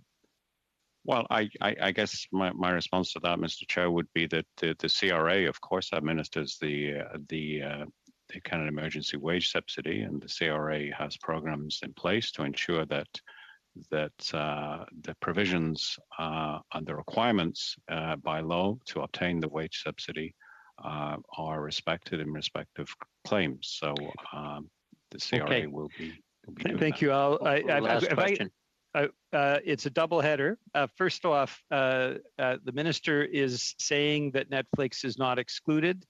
Evidence has shown the contrary. Could the Finance Ministry provide the information that shows that Netflix is not excluded from the proposed digital services tax? And secondly, around tax havens, given that CRA officials before this committee said that they did not have the tools to take action against the massive tax haven, tax evasion that we're seeing, when will the Finance Ministry be tabling legislation that actually permits the CRA officials to have the tools required to take action? Who's on that one? Andrew? Yeah, thank you, Mr. Chair, for the question or questions. So in respect to the first question, I think it's important to understand what the proposed digital services tax is about and what it's not about. It's not about taxing consumption in Canada. As you know, in Bill C-30 includes measures to require the collection of the GST by non-residents who are providing certain services. What the proposed digital services tax is about in a corporate taxation context, making sure that where value is created in Canada, that it's appropriate, that it is subject to tax. That value that's created, which is novel in the digital environment, is essentially the monetization of user data. So data that we all provide when we participate in social media and search engines and so on. That data is often monetized, and that value is created in Canada, and appropriate to be taxation of that. So that's what it's about. So there's no exclusion for any particular enterprise. There is a scope proposed for the tax, and that scope would not normally include the sale per se of goods or services. It may include where there is data harvested through that activity. That may be within the scope of the proposed tax. So you're saying that Netflix sorry, is Peter, excluded? you're way, I'm way just clarifying. over. Just clarifying. These double headers put Netflix, you over. No, I just asking for clarification. Netflix is not included then in that tax. I'm not in a position to discuss particular enterprises. What I was trying to explain was the scope of that tax. Any particular enterprise would be included to the extent that it was involved in the monetization of data and the other requirements of the proposed tax were met. We will have to leave it there, and we'll go to Mr. Kelly, followed by Ms. Katrakis and Zerowitz on a split. Mr. Kelly. Okay, thank you. Two officials, is there currently a projected date for a return to a balanced budget? Mr. Leswick or Andrew? Yep. Thank you for the question. There's no return to balance printed in the budget. Okay. Does the department have, outside of the budget from your own research, do you have a date or a year that you're projecting? Well, we don't do, more tangible fiscal projections beyond the forecast horizon 25, 26 fiscal okay, so year. the $30 billion deficit projected in 2026 is as close as anything that we've got on the horizon. Correct. I mean, we do long-term fiscal sustainability analysis, but that's subject to a fair degree of sensitivity. So, during when the minister appeared at committee to discuss the fall economic statement, she admitted that there was nothing in the fall economic statement or the speech on the throne or any of the previous measures to assist small businesses that opened their doors in, say, late 2019 or the early months of 2020 and do not meet the criteria of the existing support measures. Is there anything in this budget that would address this problem? This was something that's been widely acknowledged now by the government as a shortcoming in the support measures.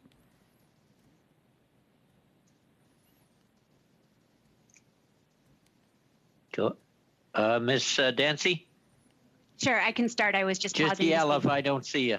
Sure. I just was pausing to see if my colleague, Mr. Marsland, wanted to reply as well, but perhaps we can share if we have different things to say. There are actually new or enhanced program announcements for Budget 2021 that will be available to new businesses or those that have been launched since the beginning of the pandemic. With respect to my area at Finance, Economic Development, there's the Canada Digital Adoption Program to support the acquisition of technology to help the digitization of business. There is the expansion of the Canada Small Business Financing Program, which actually includes a number of elements that are included in Bill C-30, for further detail, but both expands the range of assets that can be financed, as well as the different types of financing available. There also has been an expansion of the government suite of entrepreneurship measures for women entrepreneurs, Black entrepreneurs, and other equity-deserving entrepreneurs. Okay, so the business that spent the business entrepreneur that spent all of their life savings in 2019 to build a new restaurant with an opening date of March 15th, 2020. There's really, with all due respect, I think the programs that you've described, some of them will decline those businesses for the same reasons that they don't qualify for all of the existing programs. Is there really anything for a business such as I described? The elements I've described are available to new businesses. Okay. When the government launched the SECRA program, actually, let me put it this way: when in the transition from SECRA to the Canadian Emergency Rent Subsidy, there was an additional provision added prohibiting related parties. And certainly nobody wants related parties to be able to game the system to obtain access to a subsidy. But it is normal for small businesses with commercial mortgages to have separate entities, the corporation that will own the property and have the mortgage on the property versus the operating company. Small businesses have complained that they are denied access to the rent subsidy program, which is supposed to also help businesses that own their premises. Could someone explain how or whether or not this shortcoming has been addressed or whether this has been flagged as a problem? Because we've been hearing about it for months. Mr. Chair, perhaps go ahead, Andrew. So I'll take that one. It's correct that there are provisions relating to rent paid to related parties. In terms of the specific question, perhaps I could look into that and get back in writing to the committee, or we could come back to it in a subsequent meeting on the bill. I apologize, I don't have the specific answer to hand. Okay, have I got any time? Last question, Pat. All right, the new hiring credit involves much of the same criteria as the wage subsidy and rent subsidy, which, as I mentioned in my second question, the requiring of a loss of revenue compared to early 19 year-over-year loss excludes many businesses, including new businesses. Was this sort of a deliberate exclusion on the hiring program, or what will new businesses be able to access this program? And if not, why? I expect Miss Dancy in that. Who's on? Mr. Marsland, go ahead. Yes, it's correct that for the proposed hiring program, one of the criteria is that the applicant, the employer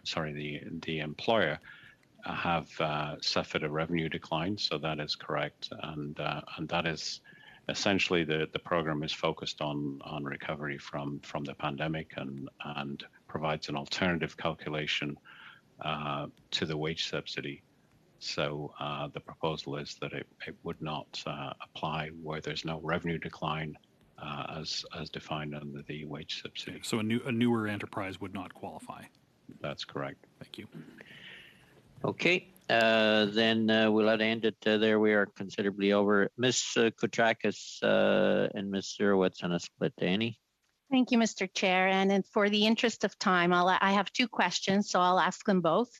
One is on the disability tax credit. Can you outline the steps taken in Budget 2021 to improve access to the DTC and comment on the benefit this will have on Canadians living with disabilities and their families? And my second question is, how does the new Canada Recovery Hiring Program compare to the wage subsidy, the CEWS, and why was it necessary to introduce this new program in addition to the existing wage subsidy? All right, who's on? So, Mr. Chair, that would be me. So they're essentially, in relation to the disability tax credit, there were two proposed measures. One is to clarify the criteria applicable to qualify where there's in relation to the eligibility criteria relating to the mental functions necessary for everyday life, and really that's to make it clearer under what circumstances one would qualify for that. And again, in response to feedback that we had from in part from the Disability Advisory Committee of the Minister of National Revenue. The second area relates to life-sustaining therapy, and this is, of course, where an individual has to undergo ongoing therapy, and there have been issues in the past in terms of how do you determine the time spent, the time required to spend on such therapy. So the proposals in the bill essentially expand to some extent the qualifying amounts of time that would be required under that to meet the requirements. Again, in response to the feedback that the department has received. In terms of the Canada hiring program, so essentially how that relates to the wage subsidy. It allows, essentially, you look at the reference,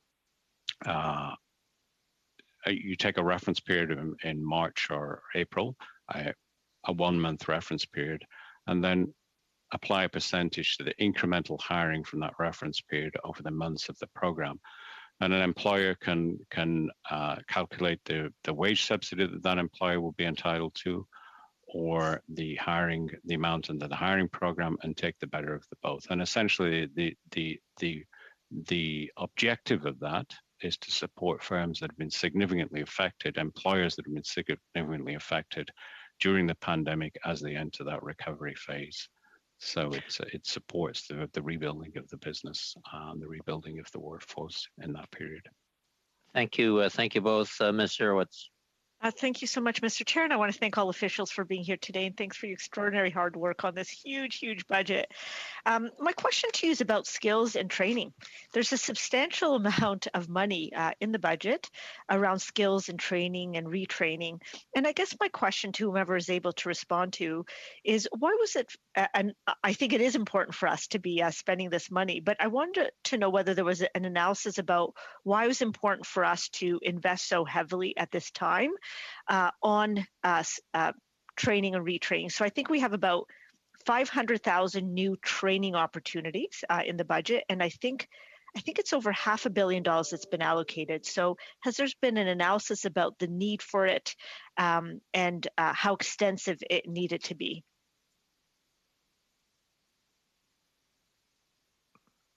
Who's on it? Okay, Mr. Countryman. Yes, I'll take a stab at that. So there is, as you're correct to say, that there is an extensive amount of supports in the budget regarding skills and training development.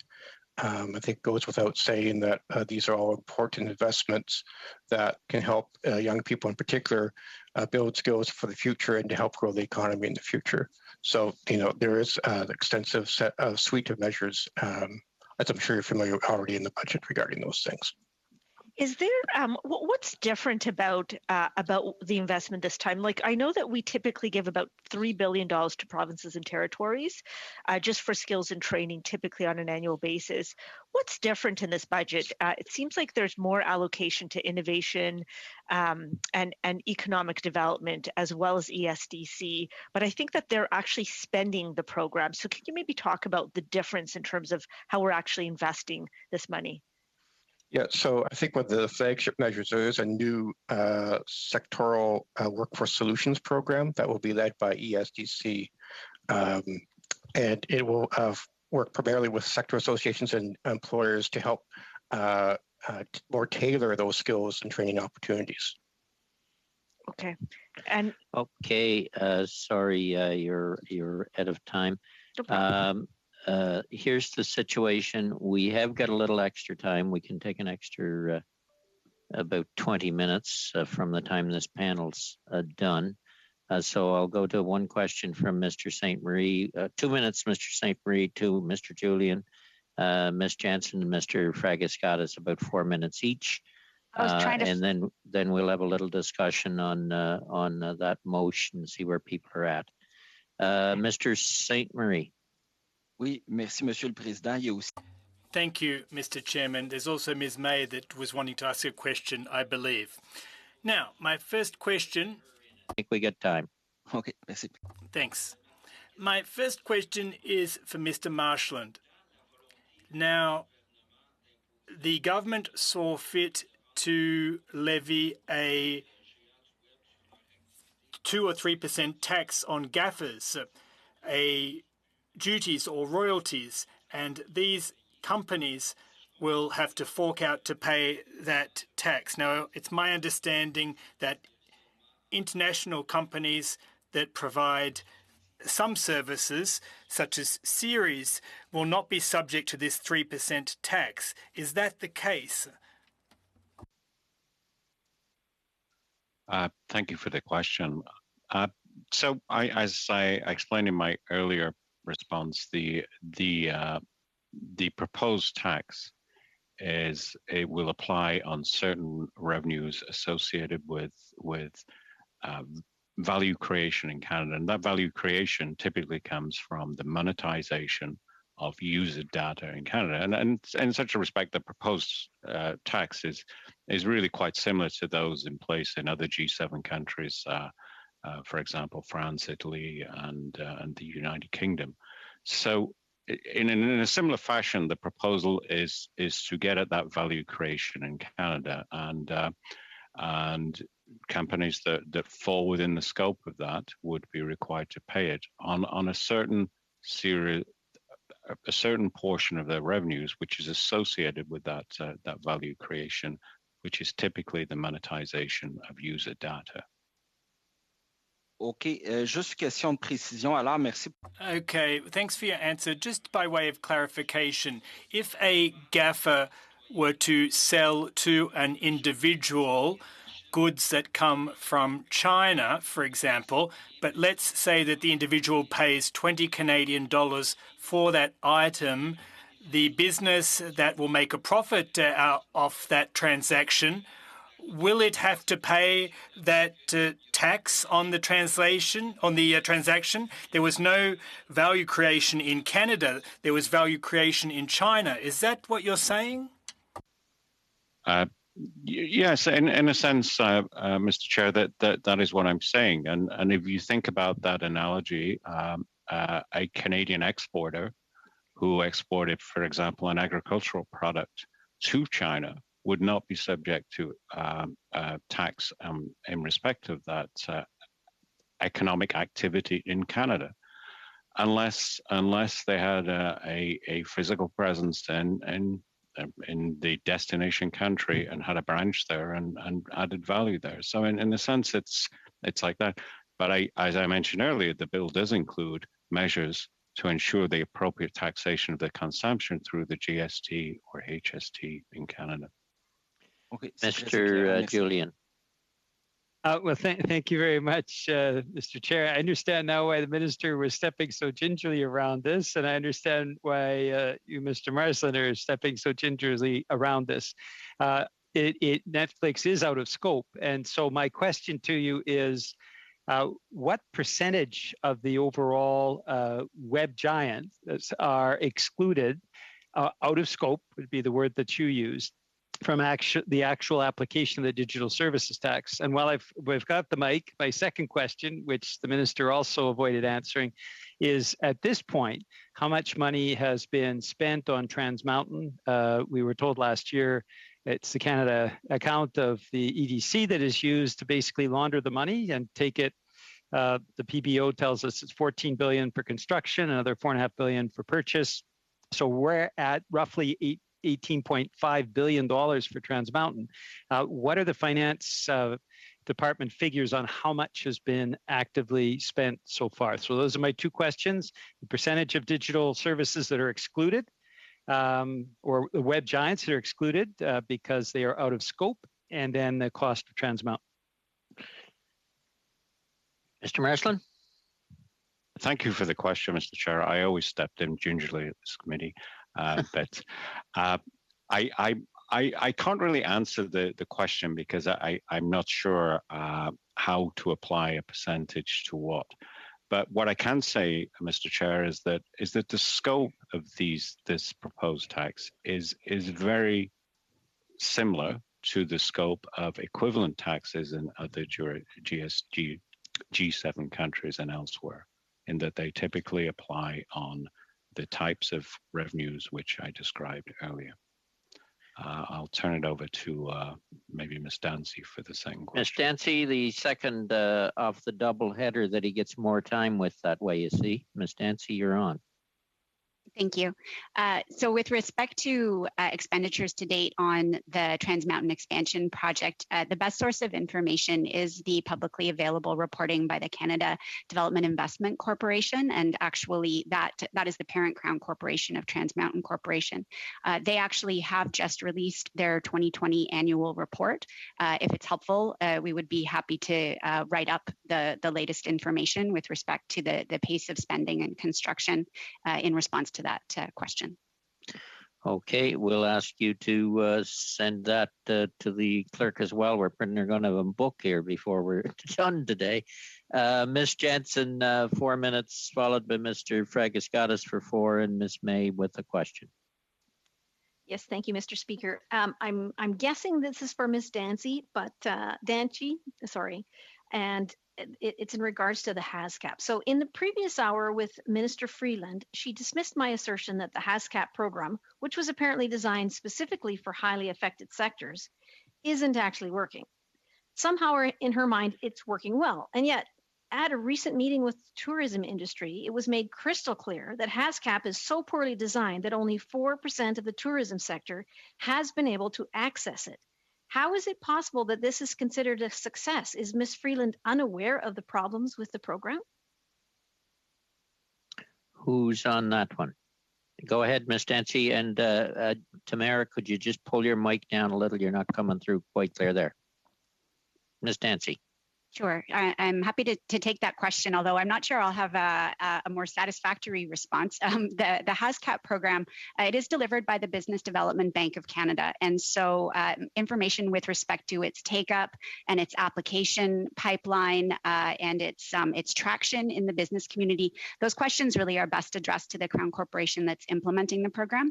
I actually just myself, I have not heard that degree of concern that you've underlined. And so that's something certainly that I would like to follow up on and I would like to understand better. But perhaps, I mean, we're already providing a number of written replies. Perhaps we could work with our colleagues at the Business Development Bank of Canada to provide a more fact-based response. Okay, so I have a follow-up to that question then. The Tourism Industry Association of Canada says that the Canada Recovery Hiring Program will be yet another failure, just like the HASCAP. It didn't take into account seasonal industries, with which a huge majority of tourism business is, and doesn't reflect the fact that they need a longer recovery window that others don't. One official stated emphatically that an industry which employs 1 in 10 Canadians should not be an afterthought. So why on earth do we keep seeing such massive program failures? Why does this continue over and over? Mr. Marshland? Yes, I guess I'm struggling a little to respond to the question because you know the hiring program is specifically designed to support recovering businesses. It runs off the same kind of revenue comparisons as the wage subsidy, which have flexibility inherent in it in terms of the reference period to measure the decline in revenues. So I think it is designed to provide support to recovering businesses, but you know, I'm curious then, why would TIAC be saying that it is absolutely not working for them and will not work for them? Because it didn't take into consideration their special circumstances.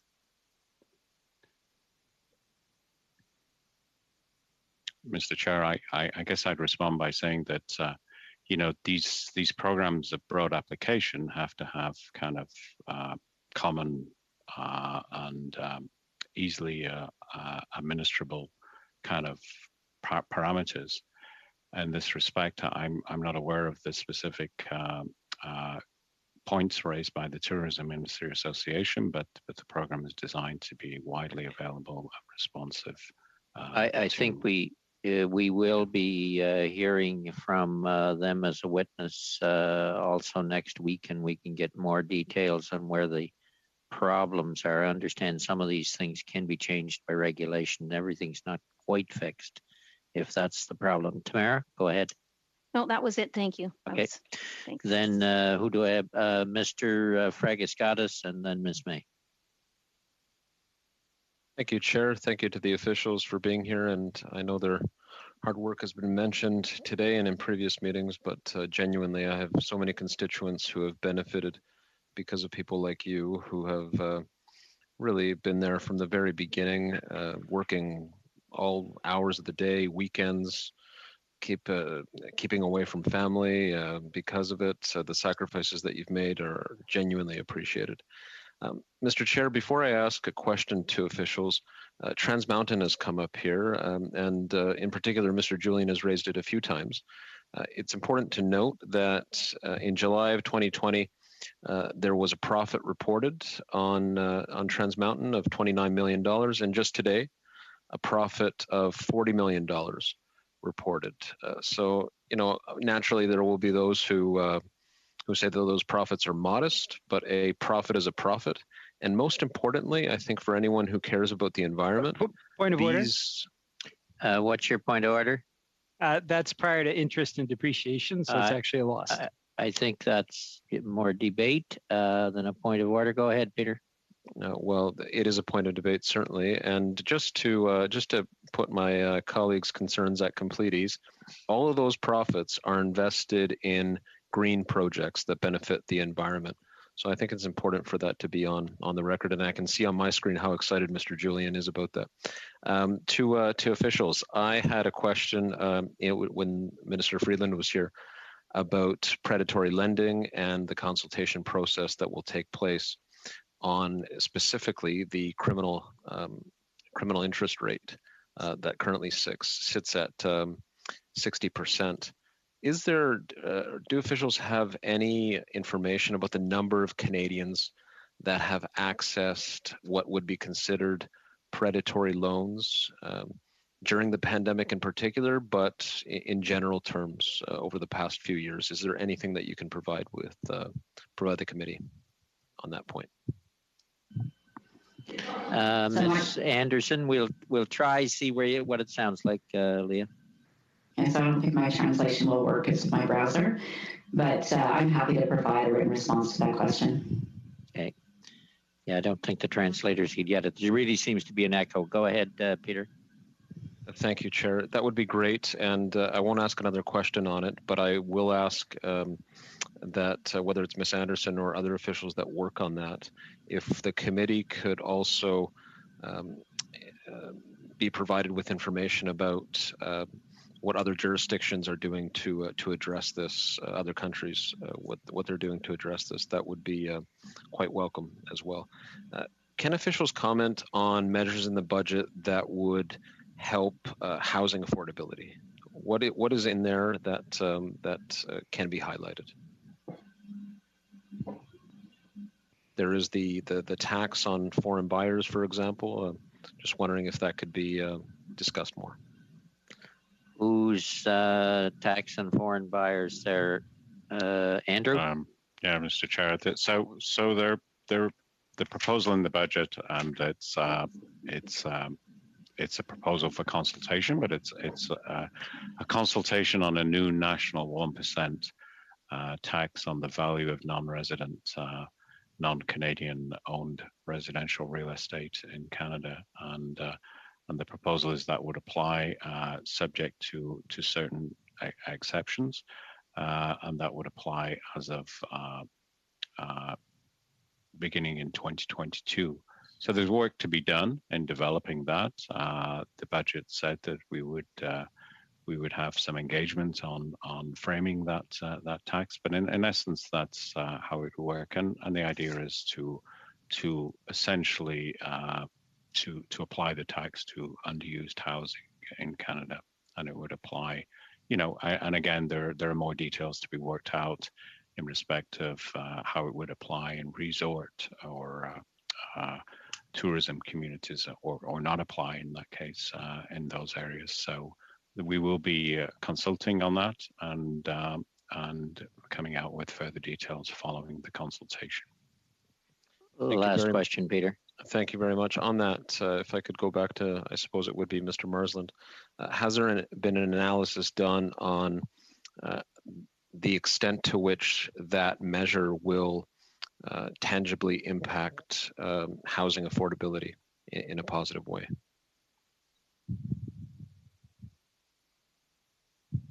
Mr. Marsland, you're on mute.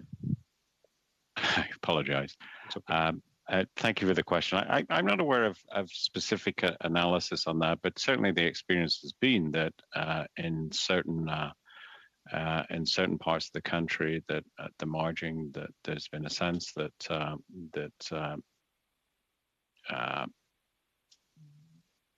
participation in the markets by non-resident owners has had an effect in terms of house prices. Okay, thank you both. Ms. May, you'll have to wrap it up. Thank you, Mr. Chair. I'll try to be brief, but the question to people within Finance Canada, this is at a higher level of abstraction. This comes from my experience of having been in every budget lockup since 1997, when budgets were shorter but contained more information and were more readable and understandable to parliamentarians who are, of course, in theory, Parliament it controls the public purse. We used to actually have at the back of a budget the departmental breakdowns. You could compare a department by department last year to next year and so on. And I'm wondering if anyone, because it's been a very consistent criticism from the Institute for Fiscal Studies and Democracy and others, that we don't really know where the money's going in any real sense from reading the budget. And I'd love to hear from any of our senior civil servants here, if there's any discussion of going back to the way budgets used to be under finance ministers like Paul Martin and Ralph Goodale. I don't think I've seen a budget in the budget since around that time.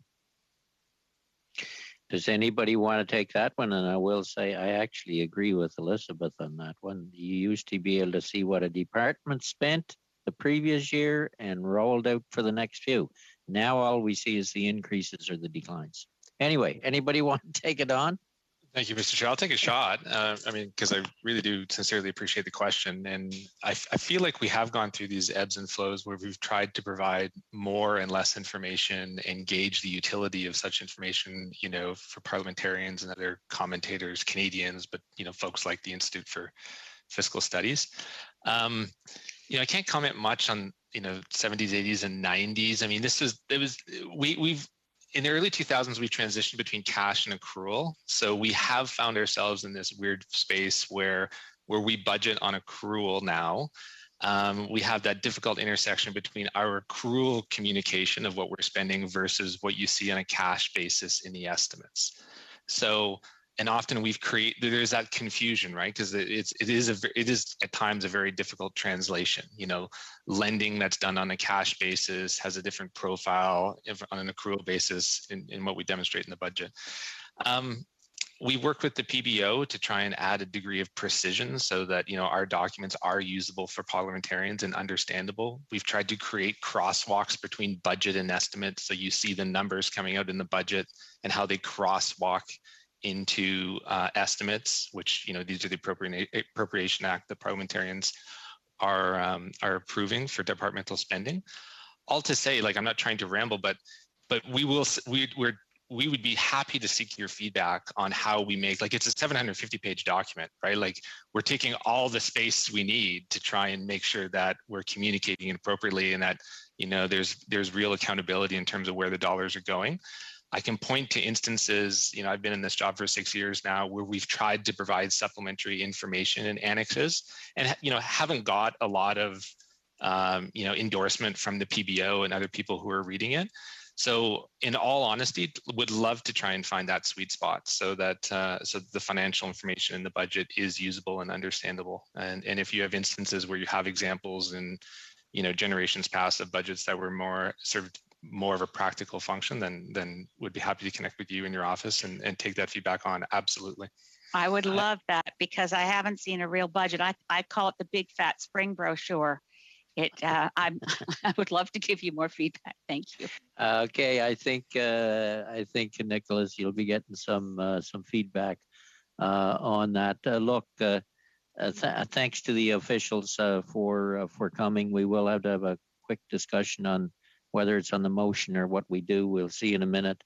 But I want to sincerely, on behalf of all committee members, thank you for your efforts. Look, we know there's a lot of demands on finance. If there's demands on finance, that means there's demands on officials. And during these kind of times, working from home isn't all that easy, and it's long days and short nights. We know that. Mr. Chair? And we certainly thank you for as the programs rolled out over the last year, for showing a willingness to adapt some of them. Ed? Yes, if I could echo your very fine comments. You know, with the questions we ask of our officials, they're sometimes tough. Sometimes they reveal that we don't understand the finances of the nation perhaps as well as we should. But we know that all of you work tirelessly to serve Canadians. You should know that we do, as an opposition, appreciate that. And again, I echo Wayne's comments. Thank you for the work you do for us. Thank you, and I think everybody's of the same opinion. So thank you very much, folks. Then turning to your released guests, turning to committee members. Sean has sent a motion through the clerk there, but I'll just make this statement. We got 8 meetings lined up starting the week of what's next Monday, the week of the 17th. We got 8 meetings lined up based on the earlier subcommittee agreement and motion. In the motion that Sean has put out, whether we deal with it or not, we certainly need to make a decision on witness deadlines. The motion is saying noon on Thursday, May 13th. With 8 meetings, we're going to need a lot of witnesses. We will have officials and the chance to question them again. So the clerk will need time. What makes it more complicated, clerk has to try and send out these things as well so that we can translation can work. So that's one quite serious problem. I think the motion doesn't mention farming it out to other committees, because we've already talked, or I've talked to other committees and into the system, and there just isn't time available. The only committee that has time booked on so-called break week, the only committee that has time booked that week is UMA. And there is 10 divisions in the budget implementation that apply to them if we wanted to farm that out to them. So we have to, I guess, have to make some decisions whether we want to deal with the motion as is or leave it to next meeting. I don't know, but we definitely have to do something on a deadline on witness and priority lists in order to be ready to roll next week, because it's going to be a busy week. I just wait till I get participants up here. I'm not sure who was the first in. Peter Julian, Pat Kelly, and Sean Fraser. Peter.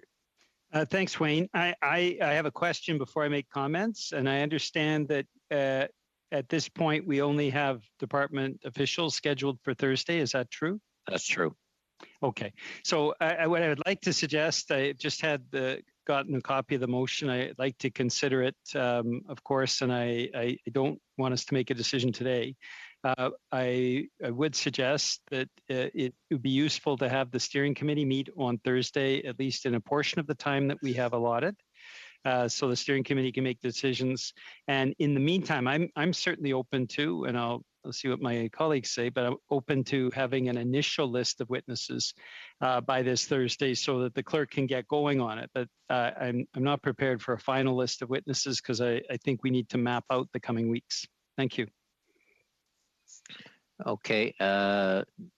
I'll go through the list. Just to mention on the steering committee, Peter, one of the difficulties there is if the steering committee meets, we pass a motion or we decide what the steering committee decides, and then it really has to go to the full committee to be official.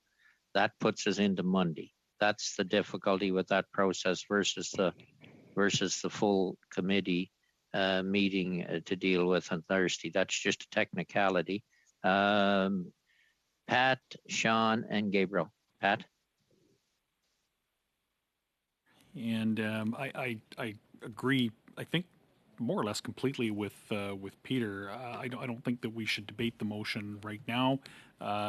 If necessary, if there's no other way to get a steering committee meeting together, then yes, devoting a portion of the Thursday meeting to it. I might even, just a possibility, we could have the steering committee at the beginning part of that meeting if that helps us get toward passing a motion earlier. I don't know. I'm in the room with the clerk. I'm not sure if we have if there's a possibility of extending that meeting. If we were at a hard stop on it. If not, we could extend that meeting, have the steering committee meeting at the beginning of Thursday. So those are just my suggestions. We can have the clerk check that out. I do know we tried everything to get a steering committee meeting, and this is what complicates things so darn much is we can't get times. Sean. So look, thank you everyone for looking for flexible solutions here. I'm just wondering if there's concern about having to have the whole committee effectively ratify the steering committee's report. Would it be more advantageous to take Peter's proposal and make a decision on this on Thursday when everybody's had time to review it, but to do it by setting aside committee business time where we can all be part of that discussion and decision? I don't feel that strongly about it, but I do recognize, Wayne, the challenge that you flagged about the potential for the spilling into next week. I also just got a flag here, and I think I know that where people stand on this. If the committee wanted to refer portions of this to HUMA, I think we've got to make that decision pretty quick because we're going to just lose the ability for them to take it. As I mentioned before, I'm kind of agnostic as to whether we do that or not. If other members of other parties feel differently, then I would more than happily accommodate on that point. Only to say that to avoid the pitfall that Wayne flagged, we might be able to take Peter's approach, but deal with it in committee business for the first chunk of the Thursday meeting or something like that. Okay, Gabriel. Oui, merci, Monsieur le Président. Well, thank you, Mr. Chairman. Well, I like Peter and Pat's suggestion, and that is to have a subcommittee, at least in the first part of Thursday's meeting, and then to have that adopted in the plenary committee so we can have in-depth discussions on the calendar, items for the future, and I'd like to congratulate Sean on his efforts for finding a solution, his constructive work in that regard. So I agree that there should be a subcommittee meeting on Thursday in the first hour, and in the meantime, we can submit our preliminary lists of witnesses. Thank you. Okay, Sean? One more piece here. The one fear that I have right now is if there's a steering committee meeting that takes place at the outset of the Thursday meeting and the remaining members of the committee come in and maybe have ideas or issues that the subcommittee may not have addressed, it could end up taking over a significant portion of the meeting. I hope that's not the case. I would invite all of the critics of the other parties. I think you all have my cell phone number and I'm accessible, my P9 address. To the extent that we can actually work this out informally going into that meeting, I think it'll save all of us a major headache. I have a slight preference myself to do this through committee business for that reason, rather than doing the steering committee and then having the whole committee have to come back and revisit the decision of the steering committee. I mean, obviously, if we're going to need the preference of at least one other party to land on that, it's not my most important thing. I just want to solve this problem. So if folks are willing to chat with me over the next 48 hours, I would really relish the opportunity to make sure that everybody from all perspectives knows what we're getting into in advance of that meeting, so we don't have things go off the rails on Thursday and can make the most of the time we have with witnesses. Pat? Would just say that you're muted, Pat. You're muted. I think that's out of my control in the committee room here. Can you hear me now? Yeah, we got you. Great. I understand. Mr. Fraser's concern about just being efficient here and trying to avoid a protracted debate on Thursday with the entire committee. And I don't share his concern from my perspective. I think that there's a reason that we have these steering committees, and the presumption is that the steering committee can hash out an agreement that with the support of caucus members of the parties on that steering committee. And I think from our side as the member that is on the steering committee, I don't think that should be a problem. I think if we have a proper steering committee meeting, then we should be able to very quickly at committee business ratify it, at least from our side. And the option is certainly open of discussing off to the side anybody's thoughts with Mr. Fraser there as well.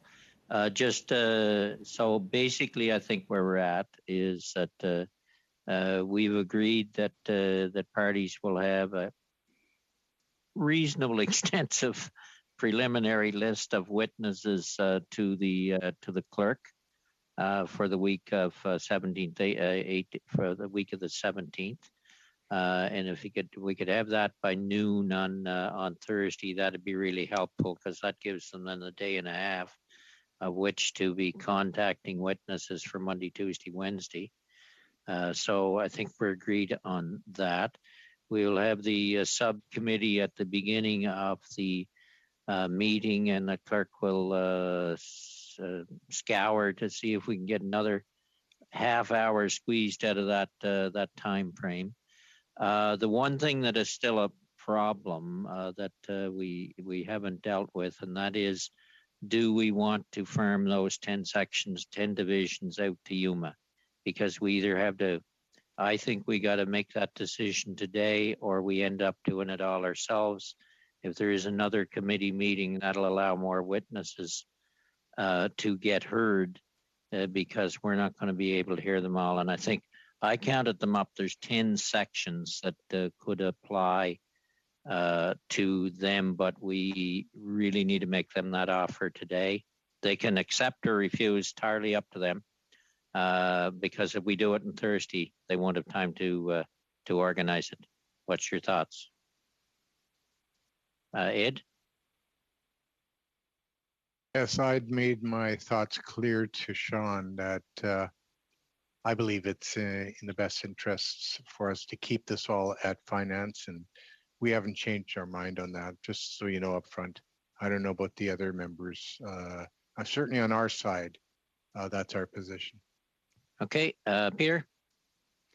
2 points. First off, yeah, I agree with Ed. Let's keep it all with finance. So I would prefer not to parcel any of it off. And I also wanted to pledge the support of the entire NDP caucus on the Finance Committee. Any decision that's made by the steering committee will bind all of the New Democrats on the Finance Committee. I want to make that very, very clear.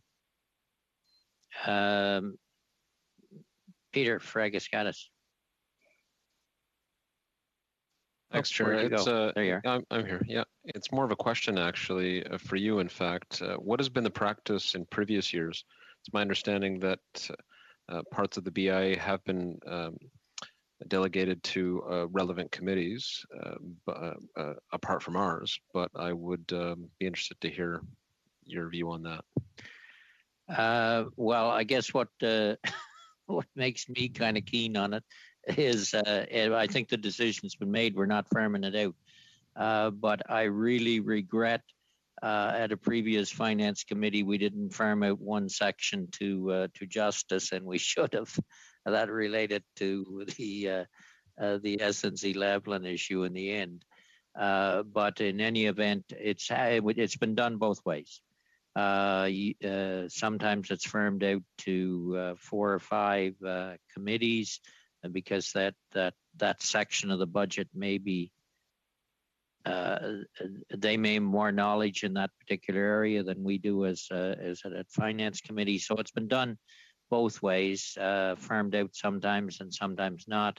It's always the decision of the other committee whether they want to accept it, and then there's reporting back deadlines as well. So I think where I see people been at it's not wanted to be firmed out, we'll have to do it ourselves. Gabriel.